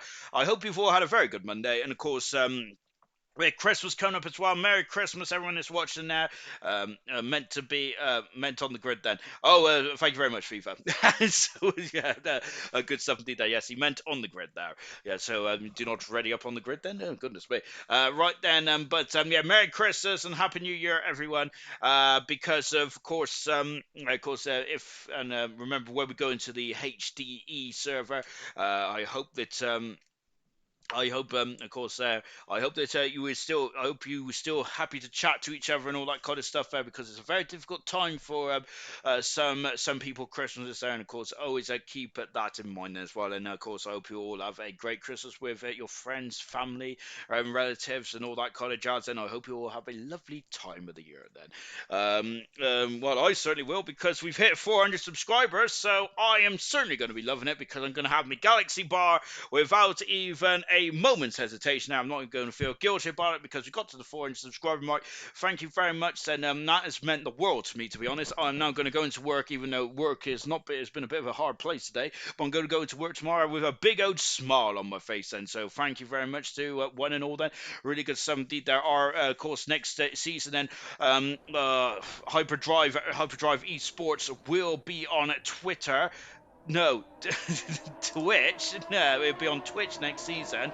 Of course, apart from Division 1, which will be on Twitch and on YouTube for next season now. So, yes, but of course, the YouTube content of Hyperdrive will not stop there, because, of course, we'll have some podcasts which will also be involved on on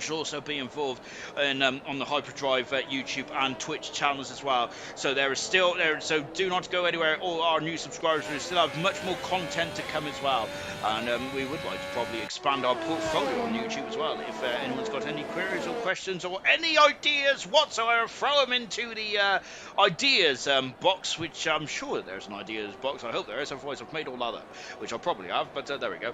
But yes, any ideas is very good from our point of view. Then, of course, because at the end of the day, we are all Formula One lovers there. Of course, we're all motorsport enthusiasts. We're all gamers as well, aren't we? There, so we all are cut from the same cloth there or thereabouts. Then, right, let's go for the grid, shall we? Because you've done enough of my wobble, enough of my drivel now, haven't you? Goodness me! Oh, I've been absolutely horrific tonight. Maybe because I've had some waffles today, so I'm absolutely over. Kez on pole position then for the, that's the second time in his career Kez has been on pole position. Really good stuff indeed there for Kez. Hopefully he has a better time than what happened to him in Mexico, but that was a long run down to Mexico.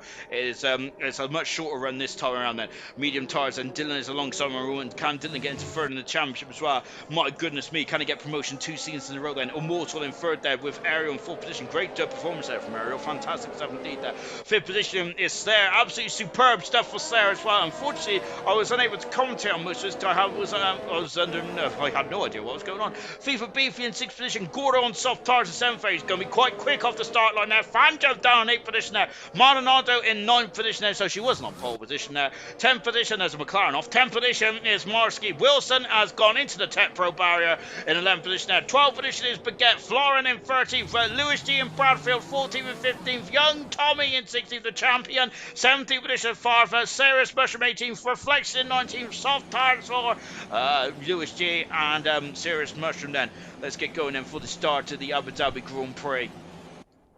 We're just waiting for those lights to come on then here tonight then as well then. So when all those lights come on then, I think that we are ready now. So we're just looking down. There are those magical red lights then. We have 4, we have 5, and it's lights out. And it is go for one more time here in silver. And Keza gets away superbly. That's a terrible start from Dylan. A terrible start. He has dropped down. There's crash already. There's a crash at the back. That's a humongous smash. And now the race is Maldonado and Marsky. They didn't even get to turn one there. So virtual safety car. And what a sad end there to silver for the careers of Marsky and Maldonado here tonight there. They didn't even get into turn one there. Some McLaren there. One of the McLarens, I think, now just went into the side there. And Becca has just gone, ooh, class there. It's not gone too well, has it there? I'm not sure which McLaren it was then. I wonder if it might have been Wilson there. He's down 4 positions there. But yes, that looked a bit messy indeed there. I wonder if there's a bit too much wheel spin. And that first safety car has turned into a 4 safety car then. So SC boards are out all around the circuit. And I think Marsky was an innocent victim there, an innocent bystander there, and sandwiched into the barrier there. Out of the race is Marsky, and out of the race is Maldonado as well, unfortunately, then on their final silver Grand Prix before he morphed into hyperdrive racing for next season. Then Keza, who kept his pole position there with Immortal up second and Area up in the third. Then Dylan had an appalling start, didn't he, going down into 4th position there. He just struggled to get off the line, didn't he, there? So a bit disappointing there for Dylan, unfortunately. Also Slayer down 2 positions as well. Gordo also down to Farfis, propelled up into 5th position. Young Tommy's already up into 7th already. Young Tommy has finished every race in the points so far. So can he keep that 100% record then? So safety cars out, and what is the drivers going to do then around here? Let's get the tyre strategy up, shall we? So Chazza there is, goodness me, brutal there from Chazza. So he is laughing at Becca there. Sorry, Maldonado. Unfortunately, she didn't get into turn 1 there. So is anyone going to come into the pits and Marsky is up for session? What a shame now for Marsky, because he's had a superb season in the Alfa Romeo. Marsky has and that is such a shame. That's a disappointing end to what has been a superb season in my humble opinion now for Marsky. Really well done indeed. Wilson in the pits and along with Lewis G in the pits as well. We've also got Serious Musher in there. There's a lot of pit stop action. There's the the Alpine car of Lewis G is now going on to the hard tyres, and McLaren is going on to the hard tyres as well of Wilson. And what about Sarah's Mushroom, the only driver in LR history to participate in every single race of a league in history there. So Sarah's Mushroom there from Tustin Deepali. He had no wing change there, so he's got on the medium tyres. So it's a strategical call for the Haas team. Wilson there on the hard tyres along with Lewis G and along with Lewis G as well. And so only 2 drivers on the hard tyres. No drivers start on the hard tyres then at the beginning of this race. And it's out of the pits now comes Wilson, and away he goes. And only 1 driver on the soft tyres. That is Gordo in 8th position there. Young Tommy up into a superb 9th position at the moment. Keza leads that after retaining his pole position. Last time he was on pole position, he got sandwiched in Mexico, didn't he? But let's see what Keza can do. Can he win his first and only race in silver then? Before silver is retired then, and out comes hyperdrive then. And Becca's asking, is there a silver race tonight, and what time does it start then? As unfortunately, she was technically on pole position, albeit she wasn't on pole position, and now she didn't even make it past the turn there. So a pretty nightmare end to the career there for Becca, unfortunately. As Ross Shear said, half 2. I hope not, because I would like to send a shut eye unless it's somewhere else in the world then. And I don't think there's any people I don't think Bernd Lander is in that car, so I think that safety car is radio control there, isn't it? Goodness me. There's a Gokwan reflections there from Fresh Muff. Hello, Fresh Muff. Love the name, by the way. Fantastic. We've got Kez at the moment, who is leading the race. So how long is this safety car going to stay out for? I think it's 1 more lap then, and then we'll be back racing. I'd like to say more. I would like to say being at the end of this lap, but it's not at all then. But we're just now waiting for Keza we're waiting for the safety car to come in, and we'll be back racing as well. So Wilson there, unfortunately, I'm not sure. I'm not going to make too many comments on the race start just yet then, but by the looks, I'm not. Well, I am actually, because there we go. But I'm not sure if Wilson had a spin at the rear tyres and propelled into the side of Maldonado and Marsky, or what happened there. But it looked like the McLaren kind of half spun it, and Maldonado and Marsky are innocent victims there. I'd be surprised if Maldonado's an innocent victim there, but I think that looks to be the case so far. Unfortunately, poor Marsky there, wrong place at the wrong time now. So 17 cars remain, and we've had 3 stoppers on the opening stage of this race. That is, we are in dusk here in Abu Dhabi. It is Mars, it is Wilson, Cirrus Mushroom, and Lewis G have all pitted to change the tyres, and Wilson on the hard for Lewis G as well. Medium compound tyres there for Cirrus Mushroom. Only one driver on the soft tyres. That is Gordo as well. As we're down the back straight, we're about to get racing hopefully about to get racing in just a jiffy as well. So last night we seen an all range of strategy calls, didn't we? We had a couple of soft. We only had one driver go for one star strategy. Now it's the race leader. Lucas Percy was absolutely supreme last night. Really good stuff indeed. I think that was his best race win of his career. Having said that, he did say his highlight of the season was definitely this British Grand Prix, which no arguments from me there. Was that was a superb race there. However, just the way he commanded the Grand Prix last night is quite impressive indeed. There is so many drivers that could win season 7 of safety cars in the end of that. Then season 7 of Hyperdrive next season. There, I am calling it season 7 now because I love my spreadsheet and I don't want to get rid of it, of course. But it's just a rebranding, is that there, and it's a new, so it's a rebranding then for both leagues. But of course, all the accolades will still remain the same then, unless your league is on a new night. Then it's on a new night, of course, which there are from Thursday to Monday. So the stats will definitely be restarted from 0. However, Friday, Saturday, and Sundays, of course, Division 2, Division 3, Division 2, and Division 1, of course, will keep their stats from before. Well, that's the idea, anyway. Right then, so the races are going to be back on then. So yeah, season 7 of Hyperdrive is going to be fantastic for next season.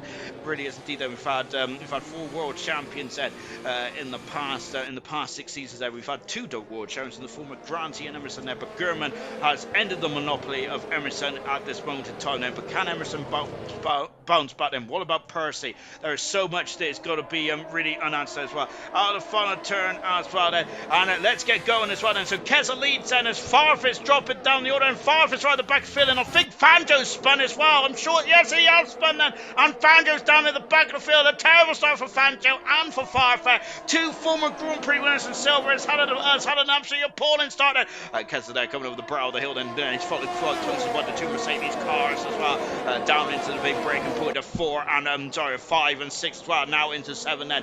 He has to break that DRS, and there's no DRS then for within the first 3 laps then of the safety car coming into the pits then.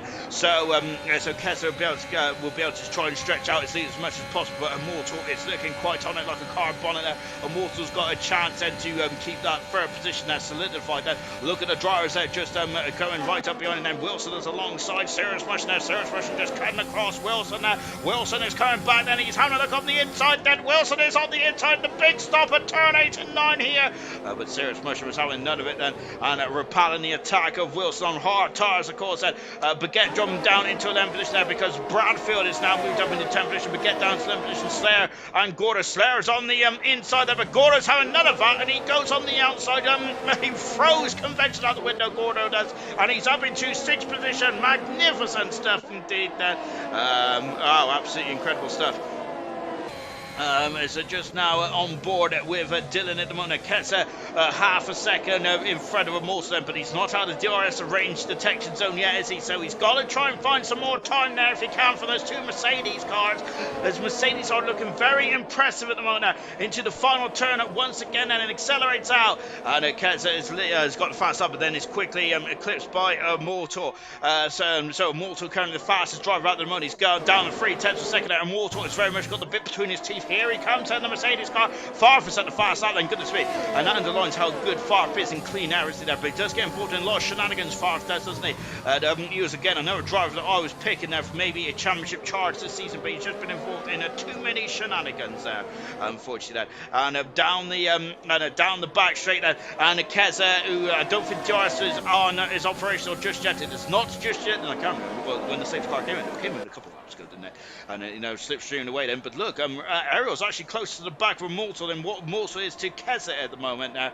And so we got a bit of slipstream now. So we've got Sarah, who's on the back of Gordo. Gordo is now out of that second detection zone from Beefy, who's looking very strong. Fanjo's got past Wilson there. Wilson going back on the outside there, off the inside to turn 9 here. And what's Fanjo going to do here? He is being forced out wide there. Wilson is getting his old elbows out here, and he's had a good. He's preparing quite nicely indeed there. But look at this, Wilson and Fanjo, but Fanjo has got back. back pass there. Is Wilson going to have a lunge there? No, not quite there. Into the big stop of turn 12 there. Back in the front then, and Kessler's actually stretched out 0.3 of a second on this lap. Good 17 there, just watching at young Tommy then, who's on the back of third one there. Of course, the AlphaTauri have been partying hard since they got the drivers and the constructors in silver. Been an absolutely superb season, hasn't it? Serious Mushroom on fresh medium tyres there by 2 laps then, which may be a crucial part of this, race then. Later on then, DRS has now been in there, but then I was a lap too early then, which is shameful. Ariel's just dropped back, and Farf has got a 3-second time penalty, which will be added to the end of his race time then. So Farf is that is not good at all, Farf, but he's trying to push up to the back of this gaggle of cars, which he's done quite nicely indeed. Back at the front is 0.4 of a second then between Keza with a multiple in third, in second position there. Ariel in third, then Dylan. Can he get past? He needs to get past Ariel then, because Ariel might become a stop here. Farf is in the he's off the circuit. Farf is there, and he's gone off in a major way at turn number 3 or 4, I think it is. To the exit of turn 4, and he has damaged the Haas car there, unfortunately, and that is not good at all. Back here at the front then, there's 0.2 of a second. There's 2 DR zones around down this back straight then, which is split up by a chicane. And look at that then, is we've now got the other Mercedes of Ariel also in on the case as well. Reflection has dropped behind Sirius Musher, going for the lead of Maltese, and he's on the outside of Maltese. Is he going on the outside? He takes the lead of the Abu Dhabi Grand Prix. Good indeed there from Walter, going for his 4th Grand Prix win of his career in silver. Oh, magical stuff indeed there. Keza then, I'm wondering if Keza is just looking after those tyres at the moment then. Well, we'll find out then later on this one there. As a DRS, if you've got a DRS train all the way down to Brownfield then. Baguette, there is a 3 seconds away, but she is not she's not in the DRS range of Serious Mushroom. And then we've got another gaggle of cars as well, up until Farf, who has dropped back quite significantly after that spin earlier on in this lap there. So Immortal then leads us around then on lap 7 then of the Grand Prix then. Immortal's also set the fast lap of the race then. Of course, there's a lovely picturesque race here tonight in Abu Dhabi. Absolutely beautiful Sunday. Of course, we usually have an evening to night race, but tonight it is a late afternoon Grand Prix. So the sun there is going to be lying very low in the sky then, so it's going to get into a lot of drivers' eye lines. But of course, in Austin, Texas, the sun is very much right into the driver's eyes there in turn 20, but the drivers just don't seem to notice it, which is absolutely incredible to me, because it's just how do they just ignore that sun there? It's blinded to me, and I usually go shoot it off and into the barrier, but luckily I am not a driver, so it's just absolutely magical stuff how they just can put stuff like that to one side there. Mercedes are looking very quick at the moment, but Keza, who is using DRS, but look, as Immortal's got so much better traction there out of the traction zones, but then Keza just goes along to as well. Lewis G's got past Reflections now in a 13th position as well. Reflections down to 14th there. Dylan is lost out to FIFA, but Dylan's back up the inside there. Oh, goodness me there, but FIFA repelling the attack and stays in 4th position there. Dylan was trying to do the old switcheroo and come back through. Then Fangio's got past Lewis G as well, and Fangio up into 13th position. Lovely shot there from the Williams car. It's Fangio trying to come back through the field after spinning Ariel's made a mistake somewhere, and he has lost a 2.5. That's an abundance amount of time then that Ariel has lost there. And look at the front two, now starting to pull away, and that mistake is going to cost Ariel majorly, because he's now got no DRS there, because look at those two in front, and they're now starting to propel away here in the final race in Abu Dhabi there. I was saying about how much I would like to have seen Fangio and young Tommy throughout this full season. I'd love to have seen about Keza and Immortal as well. Two superb drivers. We've got so many superlative drivers in ALR Silver at the end of this era. Fantastic 7th there. Looking forward to next season, wherever these drivers will be driving. Now he's using those tyres quite nicely here, isn't he? There he's sitting in a very nice 6th position on the Ferrari. Gordo is as he's wrestling this Ferrari car, and look at these Q cars in front of us, and Ariel, who I think may be a sitting duck then. Oh, is Gordo getting a bit squirrely there, and that is going to really put him under the cosh now of Slayer then. And Gordo's got a lot of good top end speed in that Ferrari there, so now it's trying to slip to each other. Here's FIFA Beefy on the outside then, on the outside of the Mercedes pace. He is through up in the full position. That bollard's been completely wiped out there from Ariel. Ariel's gone wide as well, and that is just going to allow Dylan to go through as well. He has indeed. Ariel's off, that's why. Ariel's hit the wall, and he did go wide, and I think he may have clipped the barrier or something there. Has he damaged the end plate there? It's still on the Mercedes there, but he's dropped down into 10th position, Ariel's, and what a shame, because he is so quick around this circuit, Ariel is that. Now, is that going to release the drivers behind that? Well, it has released the drivers behind them, but are they going to be able to gap the 2.5 disadvantage they've got over Immortal? Back on board with Gordo at the moment in 5th position. He's the only driver on the soft tyres out of these Gagler cars here. Everyone else is on the medium tyres, and as we got Fanjo all over the back of Baguette in the Aston Martin. As Baguette there is navigating her way up to the top position there. Good solid start there for Baguette so far. Good stuff indeed. We have got, but Fanjo there is not going to have any of that since there as he wants to get himself as many points as possible, but he's had a bit of a difficult start in this Grand Prix tonight. Well, I'm already sweating quite heavily there, goodness me. Lap 9 out of 28 here then on board with young Tomlin. He is the world champion of silver, isn't it? Him and Dylan have been supreme in the Alpha Tower this season. Absolutely mega stuff indeed there. As I said, they're probably one of the best team combinations in silver and in ALR history, I would say as well. I think it's definitely between themselves and between themselves and the Haas team in season 2, and also the Renault team of was it season 4 there, where Mr. Elite there and where Mr. Elite and Emerson there dominated in the Renault cars. I think it might have been season 5 actually.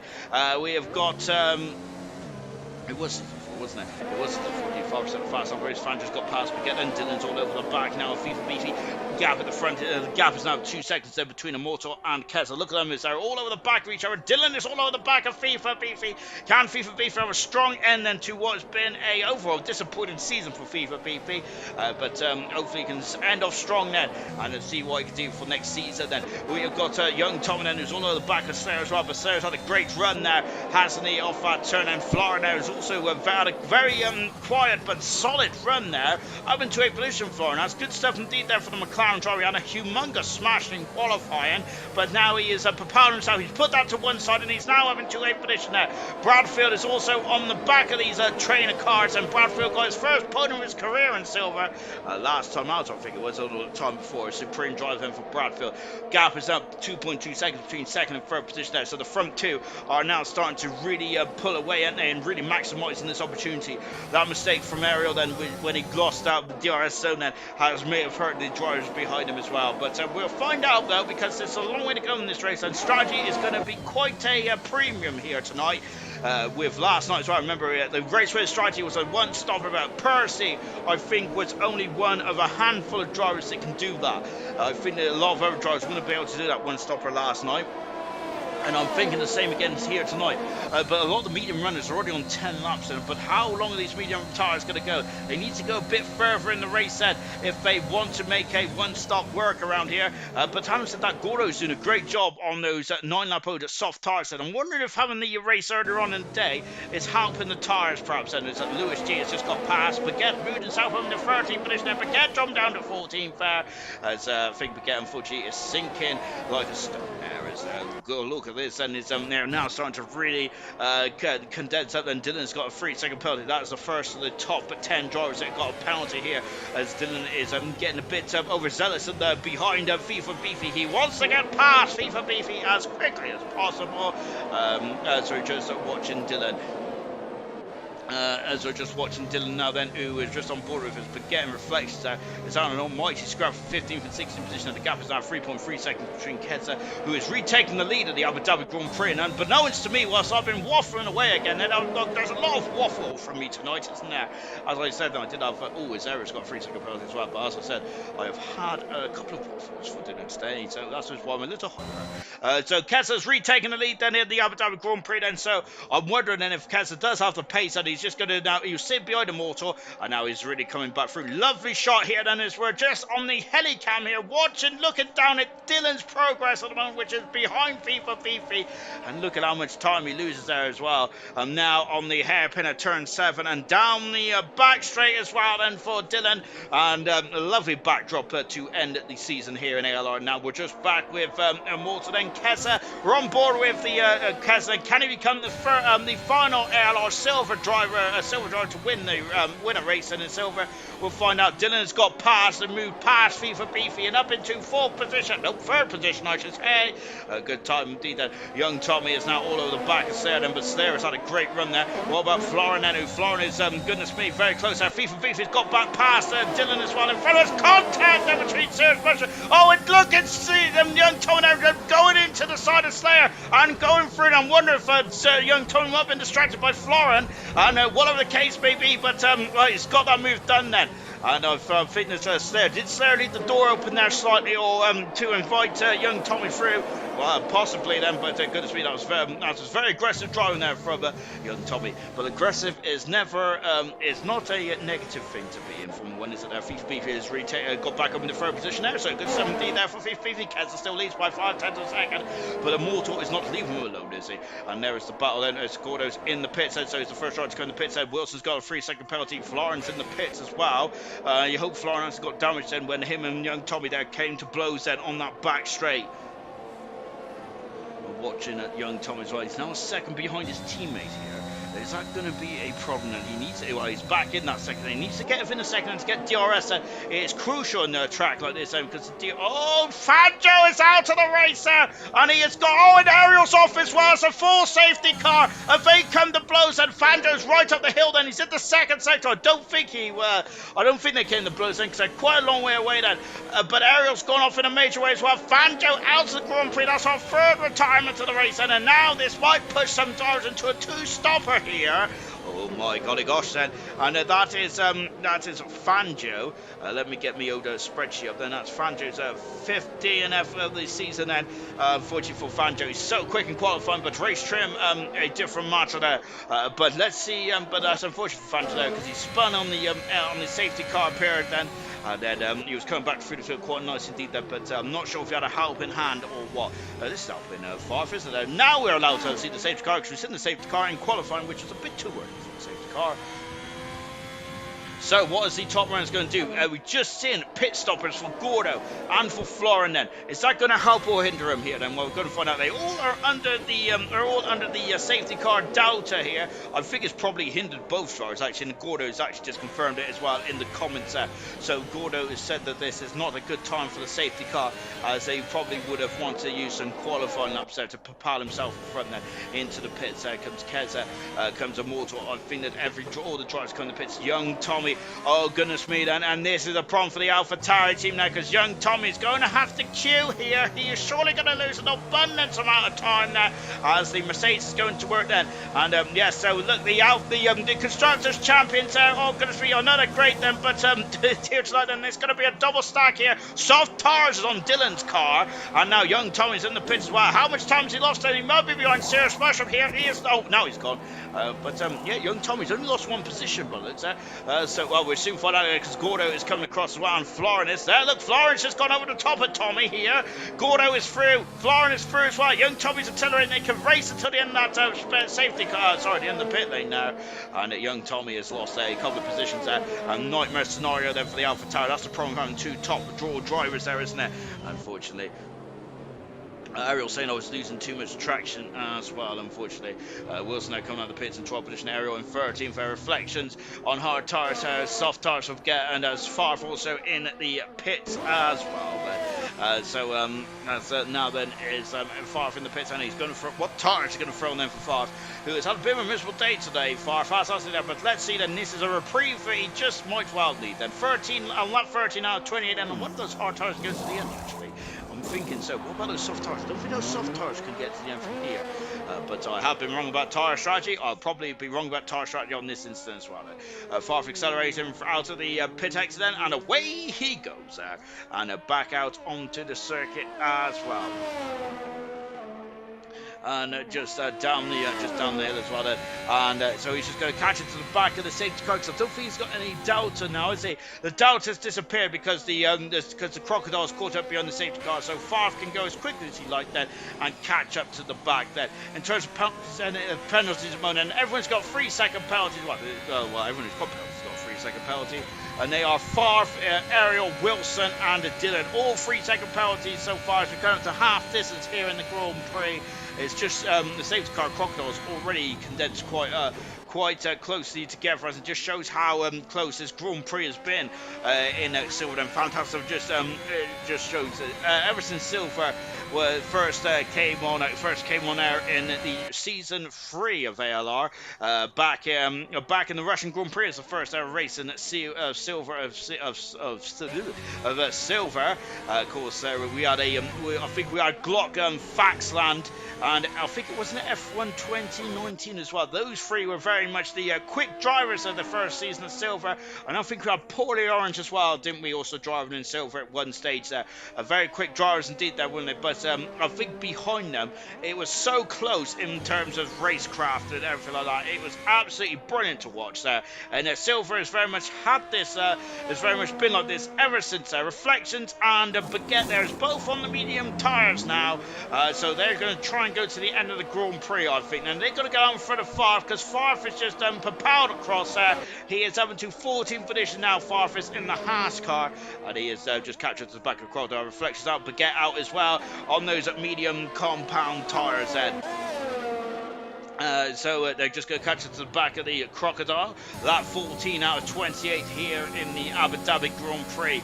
This is how it got. This is the state of play now. Soft tyres for the top four. Keza, Immortal, FIFA and Dylan all on soft tyres. Slayer has gone to hard tyres. The only driver on the hard tyre, Slayer, is there.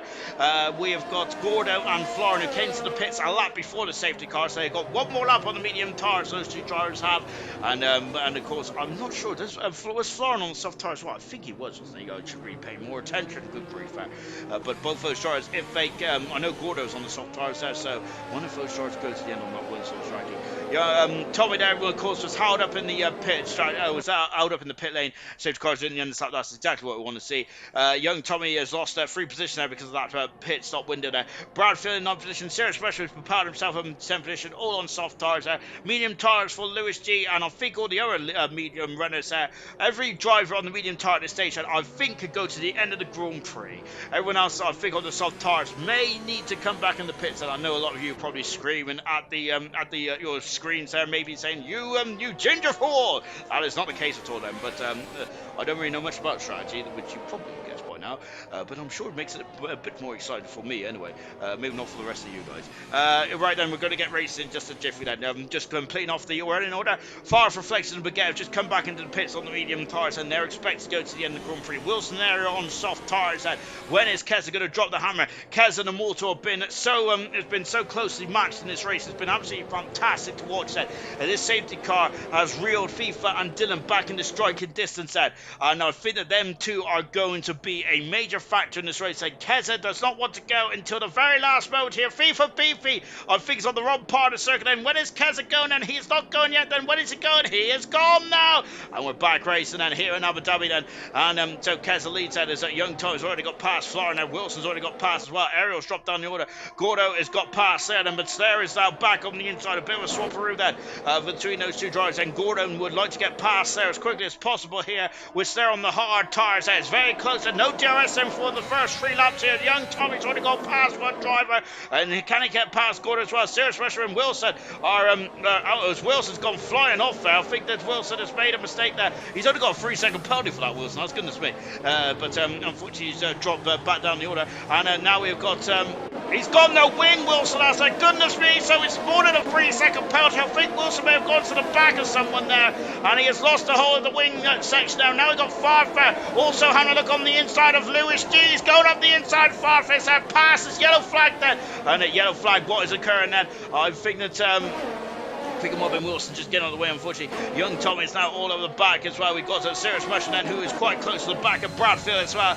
Serious Mushroom and Bradfield are quite close together. Serious Mushroom into 9th position. No, Bradfield there just pitched him on the curb there, and Serious Mushroom there couldn't use that momentum there, unfortunately, to his advantage there, unfortunately. Just back here with Young Tommy, who's currently 6th at the moment there. Slayer is now a bit of the cork in the bottle here, as he is holding these drivers up. He's on the soft tyres there. Farfa's past Serious Mushroom and up into 10th position there. So young Tommy needs to get past there as quickly as possible. Slayer's not coming back into the pits again. I think the soft runners may have to come back into the pits, but Gordon did 10 laps on those soft tyres, so they've got to go a bit further than that in this one if they want to get to the end. And it's that Red Bull of Bradfield is looking very eager to get past Florin in 8th position. Then in the McLaren there, Wilson there is coming into the pits, and what a shame there for Wilson there, right down to the back of the field. Ariel is in third position. He's quite quick. Ariel's at this stage proceeds, and that's what Tommy needs to do. He needs to go up the inside then, but Slayer defending that absolutely supremely well. Then he is not going to wave anyone through. Doesn't matter if you're the champion of silver or not. Then it's a great stuff indeed there for Slayer. However, that's a great run out of turn 7 there, and young Tommy is through and up into 5th position there. I think that Slayer is going to have a sinking feeling here, because he might be, everyone might be all over him here. Then Slayer then going down into the big breaking point of 8 and 9, and Gordo on the outside. Slayer, there's a bit of contact there, but Gordo through and up into 6th position there. Lewis G has just dropped behind, I think, Serious Pressure, and now we've got Ariel all over the back as well. Ariel's going this way and that way. It's Lewis G, which way is he going to defend? And he is going on the inside. He's gone on the inside there at the Alpine car. I was thinking of the wrong car there, which was very good. Favre's got another penalty to his probably to his chagrin here, but Favre is trying to it's goodness gracious me then on board now, and he's on the inside having a look, but Bradfield slams the door shut there on a Favre's nose cone there. We have got Fresh Muff, which is brilliant name, by the way. You sound like a mince pie could talk then. I like it. I wish there was a mince pie, because I'll probably be eating myself for days. And I do have a good old mince pie then. And I probably shouldn't have said that, actually, thinking about it. Oh, goodness me. Lewis G getting a bit squirrely out of the final turn there. And that is, oh dear, that's not going to help me, is it? And that's going to really entice Ariel. Now, I think that was DRS has been enabled then on this lap.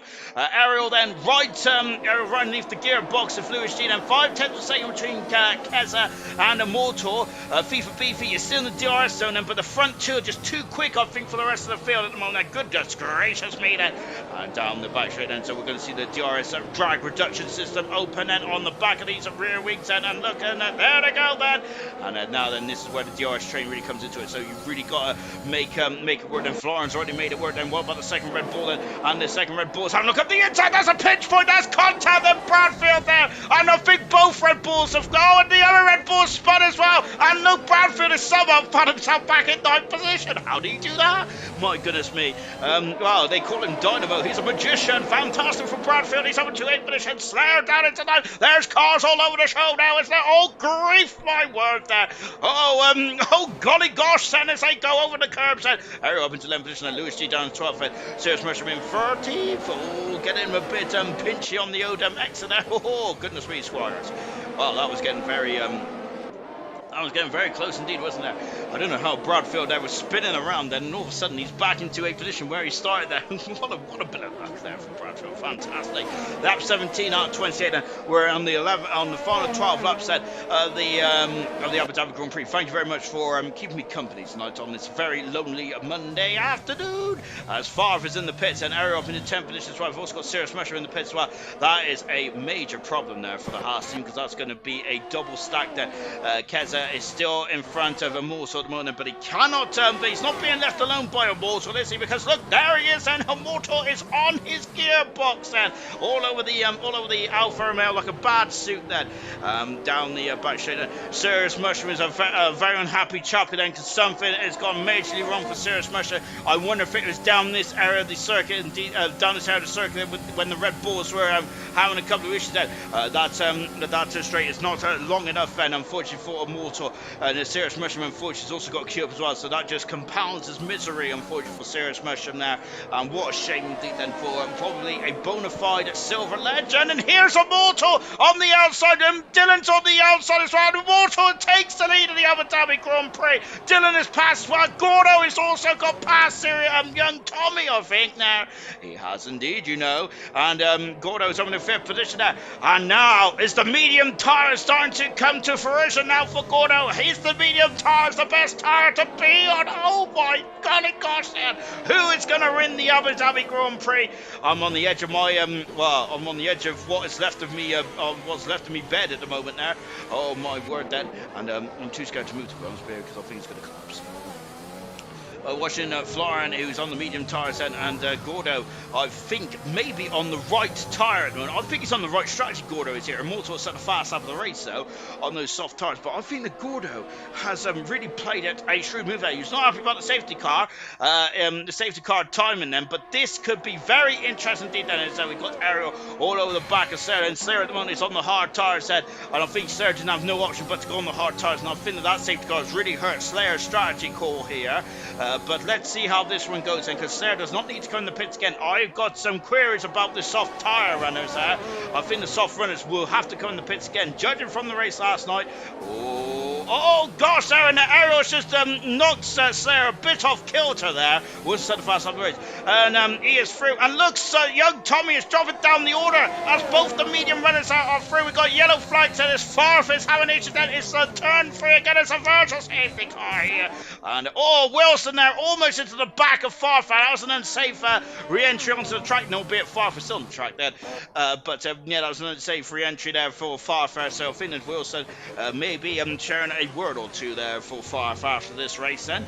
So his only driver is going to come in the pits then with this virtual safety car, and of course you have to adhere to the virtual safety car delta on the steering wheels. However, you don't have to when you're in the pit lane.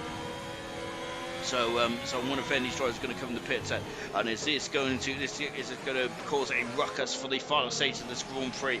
On board with Keza at the moment now. This is a brilliant battle between Keza and Immortal.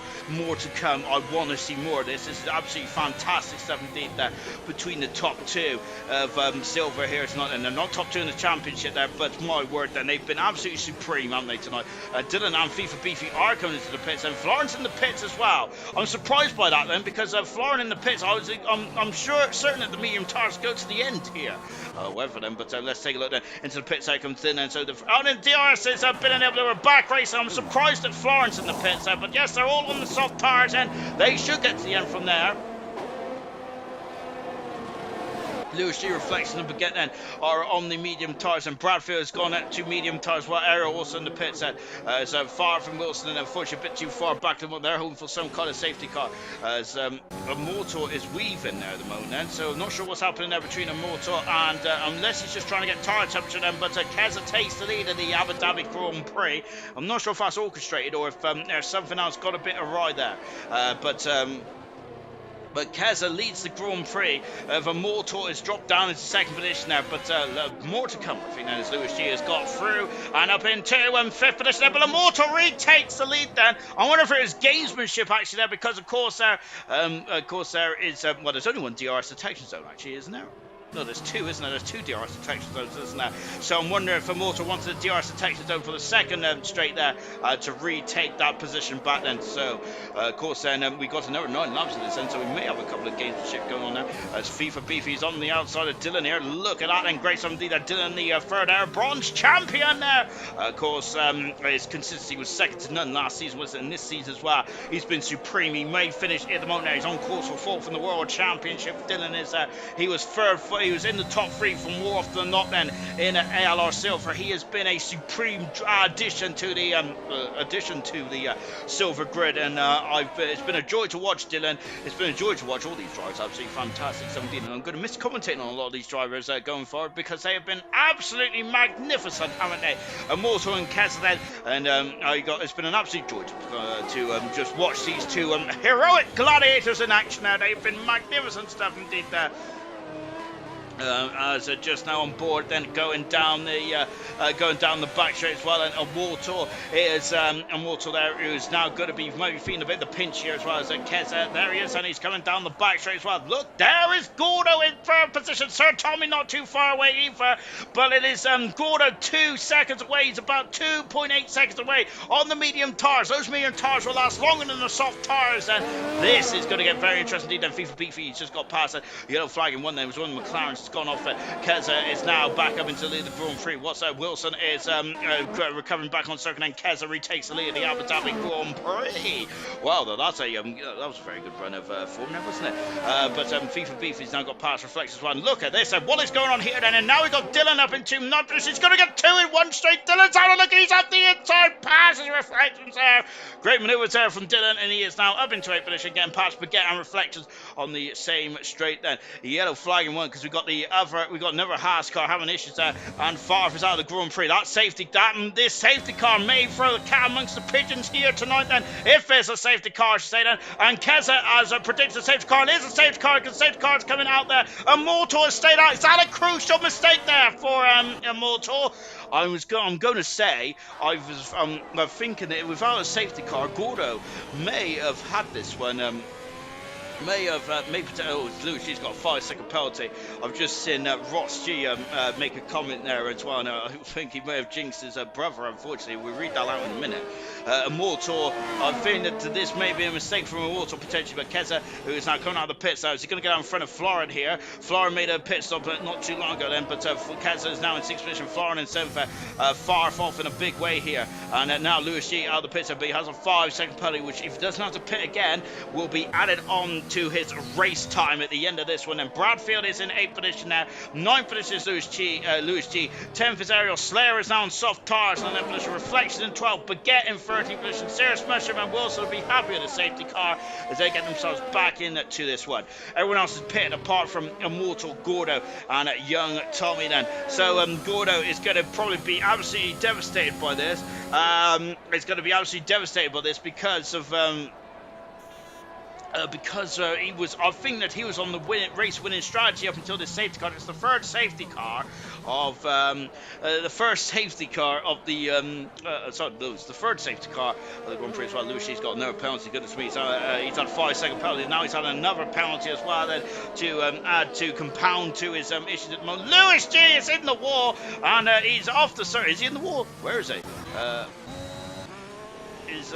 Where is Lewis G? And Lewis G is gone into the pit lane. So Lewis G, I think, has gone into the support pit lane now, which a bit unusual. Goodness me. Safety car keeps screwing my strategy. Slayer is saying that. Well, I'm not sure where he is, to be honest, but oh goodness me, well, I can't even see the Alpine car, so I have no idea where he's gone. But Lewis G out of the Grand Prix pit stops, and there's Immortals in the pits. Young Tommy's in the pits as well. They might get away with this when there's a coming out of the pits now. As young Tommy there is, I think it's a bit of a slow getaway there for young Tommy, but yeah, they might get away with this one. And let's see, as he's now coming out of the pits now. Immortals then, but Kez is already in front then. FIFA's up in the second position. Dylan up in the third, then Kez is in fourth. Immortal is going out in front of Florin. No, he isn't there. So it's not that bad there for Immortal. Not that bad at all, actually. I thought it was going to be a lot worse than what it was then. Goodness gracious me then. So Immortal in 5th position, Florin in 6th, young Tommy 7th, Bradfield is in 8th position there. I'm wondering if Bradfield might be a bit nervous now about this safety car, as he is on medium tires along with Gordo, and Gordo is going to be devastated by this. And 80 kilometers now, they have to slow down at Wilson does, and as he is coming into the pits. I'm sure Wilson had a 5-second penalty. Or was that someone else? I can't remember. But he's in the pits, and the McLaren mechanics are now going to work then. It wasn't Wilson, it was someone else. But he's now on the soft tires. Wilson is, and he could potentially get a couple of positions up here at the end of this one. And out of the pits then. Ross G saying Lewis podium if others pits then would be a decent result after the P5 in the gold last week there. Unfortunately lots happened since that comment there, and it looks like that the pit limiter had some issues there on Lewis G's car before he exited the race, unfortunately for Lewis G. We got Becca saying, can driver's car 37, 11, 87 and 26 and 58 please unlock themselves there. Unfortunately, Becca, Perez is not in this race and I don't think you've got any drivers with car 26 or any of those numbers there, which is a shame. Danny Fiat is not in the race either in car 26, so unfortunately, Becca, no cars can overtake themselves there. Right then, we are now behind the safety car. When the safety car going to come back in? I think we've got one more lap, haven't we?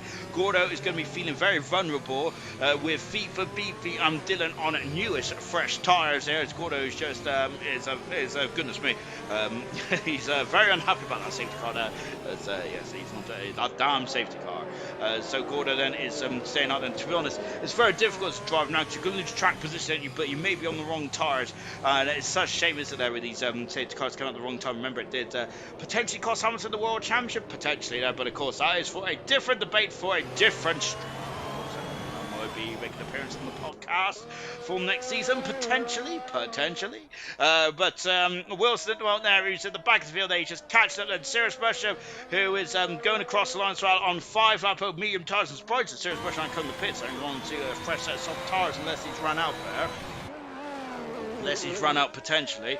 Gordo leads the race then with Gordo, Bradford and Mushroom all on medium tyres. Everyone else on the soft tyres. Soft tyres get to the end of this race now.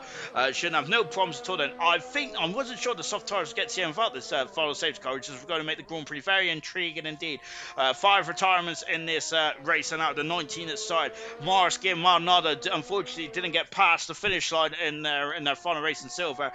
We have also got Fanja out of the race quite heavily. Farf is the latest man to cause a safety car, and Lewis G, I'm not sure if he took a trip into the Formula 2 pit lane or not, but he's out of the race as well.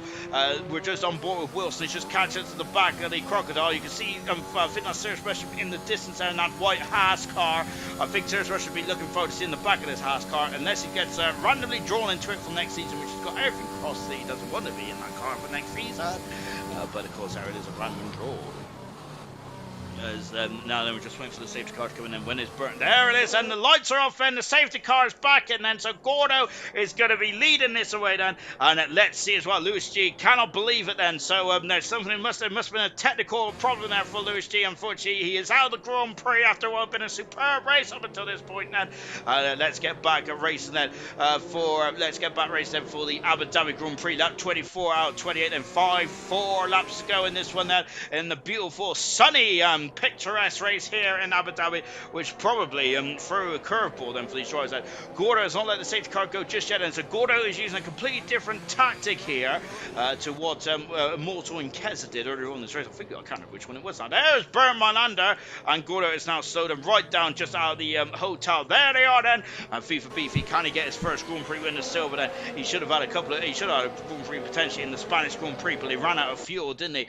FIFA Beefy did heartbreakingly. Now then, can Gordo out of the final turn, and let's get going then for hopefully one more time here in Abu Dhabi then, because we've had 3 safety car appearances and we're back racing. So Gordo leads, followed by FIFA Beefy in second position. Third position is Dylan Keza in fourth, Fair and Mortal is in fifth position at the moment, as we got Wilson just on the back at the moment, as Young Tommy's all over the back of Florida, and we're on board with Young Tommy's right, the champion of the silver and the final champion of silver as well, as we go down into the big breaking point now. Gordo's done a good job so far to repel the attack on these 4-lap out of soft tyres. I think the soft tyres are going to be feeling a bit used by the end of this race for Dylan and Beefy. However, of course, it's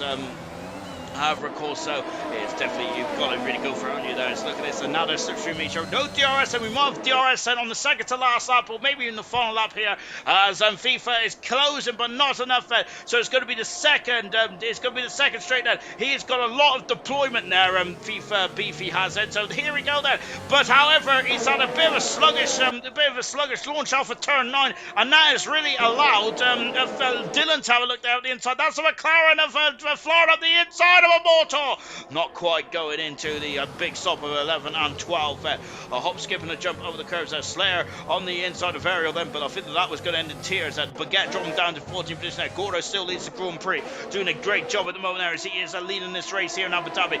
Gordo has never won a race in silver, nor has FIFA Beefy. Dylan has won a race, Kes has not won a race, and so has Immortal won a race as well. So we could potentially have a new Grand Prix winner here in Abu Dhabi in the final race of silver here tonight. Of course, we had a one-time Grand Prix winner last season as well. I can't remember. I think it was I don't think it was Paynes. It was Itchy, wasn't it? Won his last Grand Prix in silver, didn't he? In the Williams car this time last season, season number 3 of silver. We've got Gordo, who is now going out of turn 2 into turn 3 as well. And of course, this is where we've had a lot of incidents, haven't we, over the course of the Grand Prix. But at the moment, no, it's and Gordo is looking very strong out there at the moment. He may have made a incredible strategical call here. Yellow flag is Wilson is off the circuit, and the McLaren dropped down to 14th position now. Back in this battle here then. Of course, the championship is not on the line for any of these drivers anymore, but this is about pride. This is about getting your name on the winners trophy, isn't there? And a couple of drivers, and this could be the first time Dylan get his second ever Grand Prix. Sorry, his third ever Grand Prix win as well to end what has been a very good season. He's had a pretty disappointing mid part of the season, and as Dylan has, which has probably cost him a chance of getting into gold for next season. Down the back straight into turn number 12 and 11 and 12. I say Gordo doing a supreme job out there, and my word there. This young man there, he's got supreme pressure, hasn't he? And look at those cars behind him. Look at those cars behind him. DRS would be enabled on this lap for Gordo. This is where it's going to get very difficult indeed. I think Gordo would like to have had 2 more laps under that safety car. But Gordo has done a supreme job there. Without DRS, and he is doing an absolutely brilliant job there of just managing the Euros, managing the tyres, managing that Ferrari then as well. He's doing absolutely a mega job there. Gordo is then. However, his job is going to get twice as hard than what it is already, and it's very much under the caution, isn't he, there, with DRS now been enabled, and so he's got 2 laps to defend there from FIFA Beefy, lap 27 out 28, final 2 laps under the silver era of ALR, and the final silver race of ALR, this final race of silver in ALR as well. Wilson back in the pit set, and we're down the hill as well, and so as we got Gordo, we have got FIFA Beefy, Dylan, Keza, Immortal as well, and Dylan has got a 3-second penalty. That is going to drop it abundance amount of place there. So is that going to put FIFA Beefy in the box seats? He's had an appalling run out of turn 7, and now here comes Dylan, and Dylan is using DRS. And Gordo's got no DRS at all. Look at them, they're gaining on him, and they're going to have a run into the second part of the DRS zone, I think that. And FIFA's out of look there. He's out of look up the inside, not quite there. And Gordo there's parking on the exit there, and that's what he needs to do. He doesn't want to have FIFA, and he's had a good launch there, but it's not good enough. I don't think there's 3/10 of a second now. Look, FIFA Beefy's all over the back of the Ferrari. FIFA's coming at him. He's on the outside. FIFA takes the lead into the no, he doesn't. Gordo lunging up the inside. FIFA is going for it, and Gordo is fusing everything he can there. And FIFA, and look there, Ariel's got a 3-second penalty.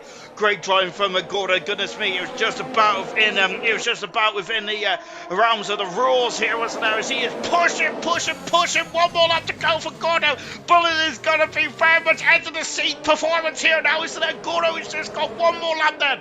He's got 3.4 miles, hasn't he, there to repel FIFA Beefy, Dylan, Keza, Immortal, Florin, Young Tommy, Bradfield, Ariel, Slayer. Look at that, in the top 10 are all covered by almost 10 seconds. But Ariel's off the circuit. In the background there, and his points aspiration is gone, unfortunately, for Ariel. That he was had a superb performance today as well. Ariel was said he didn't deserve that. He was on the second row of the grid in that Mercedes and looked pretty strong, didn't he, in that qualifying, but the race, so it fell apart. And here's Gordo then. Can Gordo get his first Grand Prix win of his career on the final race in that silver? There's Ariel then. Look at that then. He's had a supreme run there off of turn number 7. But look at this as they're coming back at him again. Then look at these queuing cars and going down the hill. And we've got once again, and Gordo's done just enough. FIFA's having a look then. Not quite then. He has got 1 more go. He's got 1 more go then. Accelerates out of turn 9 as well. And so this is where FIFA needs to do it, and FIFA's going to use all his airs, and then somebody's going for the lead in the Abu Dhabi Grand Prix. And where's Gordo? Gordo's still on the inside. FIFA's on the outside. FIFA takes the lead, does he? FIFA takes the lead in the Abu Dhabi Grand Prix. Gordo breaks later. FIFA's taking the lead on the last lap. Gordo's not having any of it, but FIFA leads the Abu Dhabi Grand Prix. Gordo's taking them all off. Oh no, Gordo. He was so close there. I think that maybe he got a bit too overzealous there as well. Oh goodness gracious me. FIFA's out of the race. He's going to be furious that FIFA Beefy is there. And Florin, who, goodness gracious me, that Florin there, who was nowhere near the front of the grid there, is going to win his first Grand Prix in silver. And so Florin out of the final turn then. Or is it going to be Young Tommy? I think it's Florin. He's going to win this first Grand Prix then, because Young Tommy's going for it. It's going to be quite close there. Florin wins the Abu Dhabi Grand Prix. Bradfield 2 for 2 for a podium as well for Bradfield. Goodness gracious me.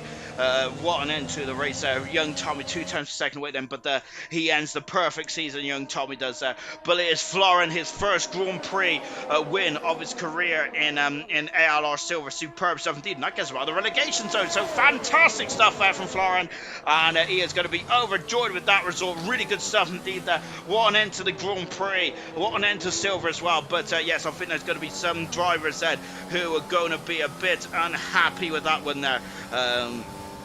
He's going to be a bit unhappy with the way that race ended there. Of course, it got very tense towards the end, and didn't it? In this race, Gordo was desperate for that Grand Prix win there. Unfortunately, though, he dealt a bit too cozy, didn't it? Unfortunately, and now we just got a couple of donuts as well there. Wilson being very happy with his performance there. Of course, it's a bit of a A bit of a replay of what happened last night with Nigel and stuff. So Wilson there doing a bit of donuts then on this final race then in ALR Silver. And before we move into Hyperdrive era for next season as well, Ariel, he's superb today as well. I think that's Ariel's best result. No, not best result, best performance in ALR in my humble opinion. Doing a superb job Ariel was today then. He's got a couple of donuts then to finish off the race. And it's the McLaren bookends at first and 12th then here in Abu Dhabi as well. Oof, my word. Wow, we do sign off silver in an absolutely spectacular way, don't we? So I've really enjoyed that one. That was absolutely supreme. Great opportunity then to talk about 2 more races to go in our ALR journey then, of course, before we become Hyperdrive for next season, which is, of course, we got 7 divisions over the course from Monday to Sunday then. Over the course from Monday to Sunday, and so we will be we're going to be covering every part of the action live on Twitch. Then, of course, there's still going to be YouTube content as well. Then, so do not unsubscribe as well. Thank you very much for the 400 subscribers as well, which has really made my week indeed. Then, as Gordo.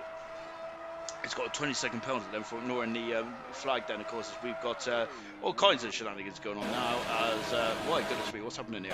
As Bradfield there, Jake Slater has parked his car in a place where it probably shouldn't be parked. And we've got a queue of cars then to end up, but I don't think that penalty is going to stand there for Gordo, as we are just finishing off, the Abu Dhabi Grand Prix. Congratulations to Florin, his first Grand Prix win as well. He's out of the relegation zone, and so really good something there, which may help him. May determine where he's going to be for next season. But Florin is the Grand Prix winner of ALR Silver, the final race in ALR Silver, and he's won the Grand Prix. Superb end to the season there for Florin. He's going to be overjoyed at that result.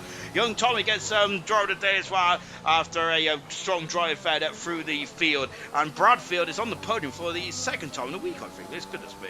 Fantastic stuff indeed there for Bradfield's got a taste of the champagne and he can't stop, can he? Great, goodness me.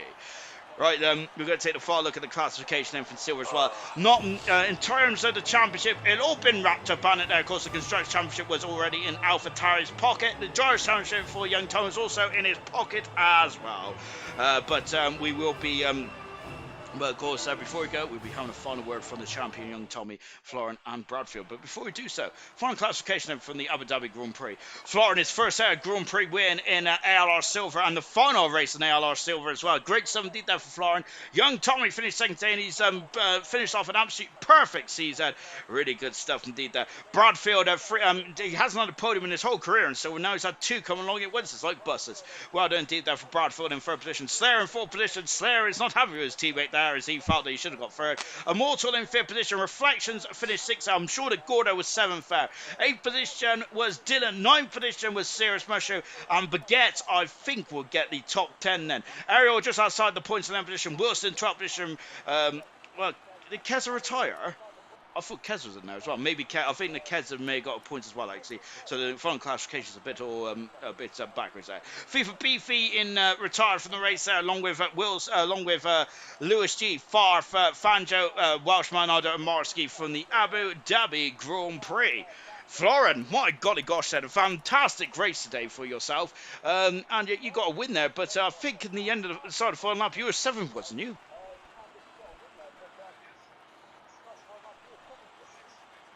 Yes, I think I said 7th or 6th maybe, but yeah.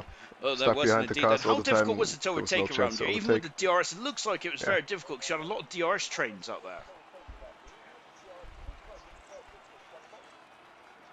Yeah, that's the problem, the DRS trains. If the opponent has 1 car in front also, then it's really impossible to overtake. I mean, you could see it in the last 4 or 5 laps we did, but yeah, the safety car always mixed things up, and then the DRS train always came back. I think I did one overtake the whole It doesn't race. matter about that though, because you've crossed the line first then.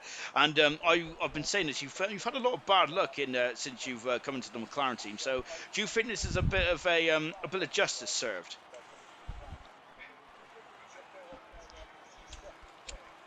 I wouldn't say bad luck. It's just yeah, I was bad. Spun all the time, crash out, and even today in qualifying crashed out again. Yeah, I should do more practice before the races, I think. Yeah, but It's also good Prix was indeed. And to it talks finish the about season on a end high. of the end of that race there. We seen that it was getting very desperate then for the battle for the lead. Then, what did you make of it? Then, I got to say, you had the best seat in the house by the looks of things.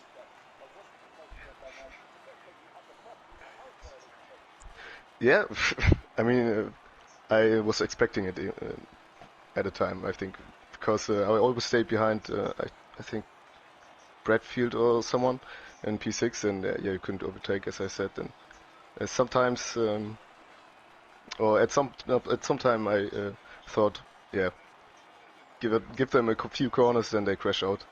But then that all the cars in front of me suddenly were out. That was Well, yeah. all that I matters couldn't find the far words. is that you're the Grand Prix winner of Abu Dhabi. Then superb stuff indeed for your stuff today. And yeah, I feel that yes, you may have crashed a bit then, but you've also had a bit of bad luck as well. But fantastic drive today, Florian. Superb stuff indeed, and I'm very privileged to talk to you as well. Yeah. Great stuff. Let's come to young Tommy then. Another, of course, the champion of silver for the final time then. Young Tommy, well, you started 16th on the grid then, but it doesn't matter where you start. You always seem to finish on the podium. Goodness me. Talk us about that race then from your point of view.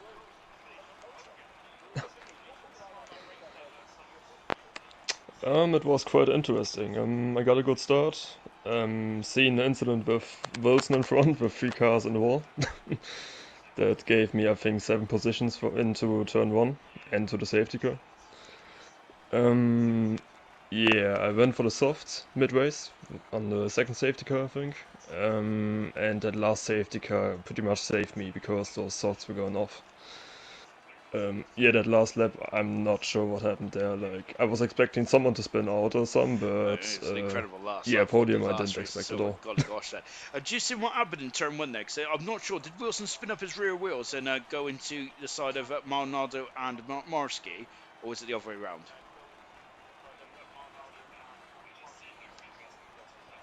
I think it was like that, yeah. I just seen like 3 cars going to the left side of the wall, I got to and say, I just I think passed you're them. going out of the lottery then as well. And of course, this season overall, then, of course, you are the champion. You've scored in every single race that you've participated in. You've been absolutely magnificent. You've been a superb competitor. As I've said, you've been our very own Leicester City, going from relegation contender to world champion of silver. What is your overall feelings in silver for the season?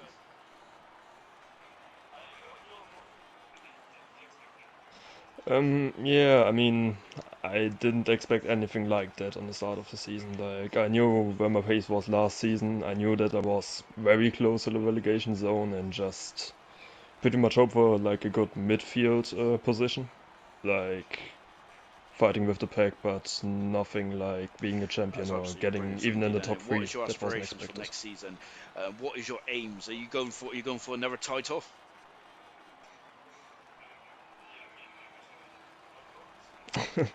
Yeah, I mean, I will try definitely, but I'm not expecting it. I seen the grids, and there's a few drivers that I'm not so keen with because they're way too quick for me. But yeah, I'll try my Brilliant best and stuff this season. see how good I can Congratulations on make what it. has been a superb season. Of course, our silver champions, right? And also one half of the constructors as well, alongside Dylan. One of the best teams you had ever seen in ALR. And let's come to Bradfield. Goodness me. Bradfield, we've been waiting for you to get a podium all your career, and all of a sudden 2 have come along at once. Fantastic. Oh no, Sean, I don't know how I managed to get a third place there. I think I was 9th with like 3 corners to go. Then I had that massive pile up, and I was 4th, and then I saw Slayer, and I just went straight for it. I just thought, oh no, I'm going to take the podium, I'm going to get it. I don't think I caused any incident with Slayer. I hope not anyway, but I thought I'm taking that. But no, I didn't expect to get a podium whatsoever. Do you think Slayer's been a bit salty by the sounds of it? Luck at the end. Yeah, he's salty, mate. Yeah, he's definitely your Alex Albon at the end of the day, mate, as well. So. I've got to say though, I think because you've had a strong end to the season. This is your second podium in a row, and and overall, I think that you've definitely been hanging on to the coattails of some of the major players in the top 10. And you've drove in every single race as well this season. What has been your highlights, and what do you think is which is ahead for you next season?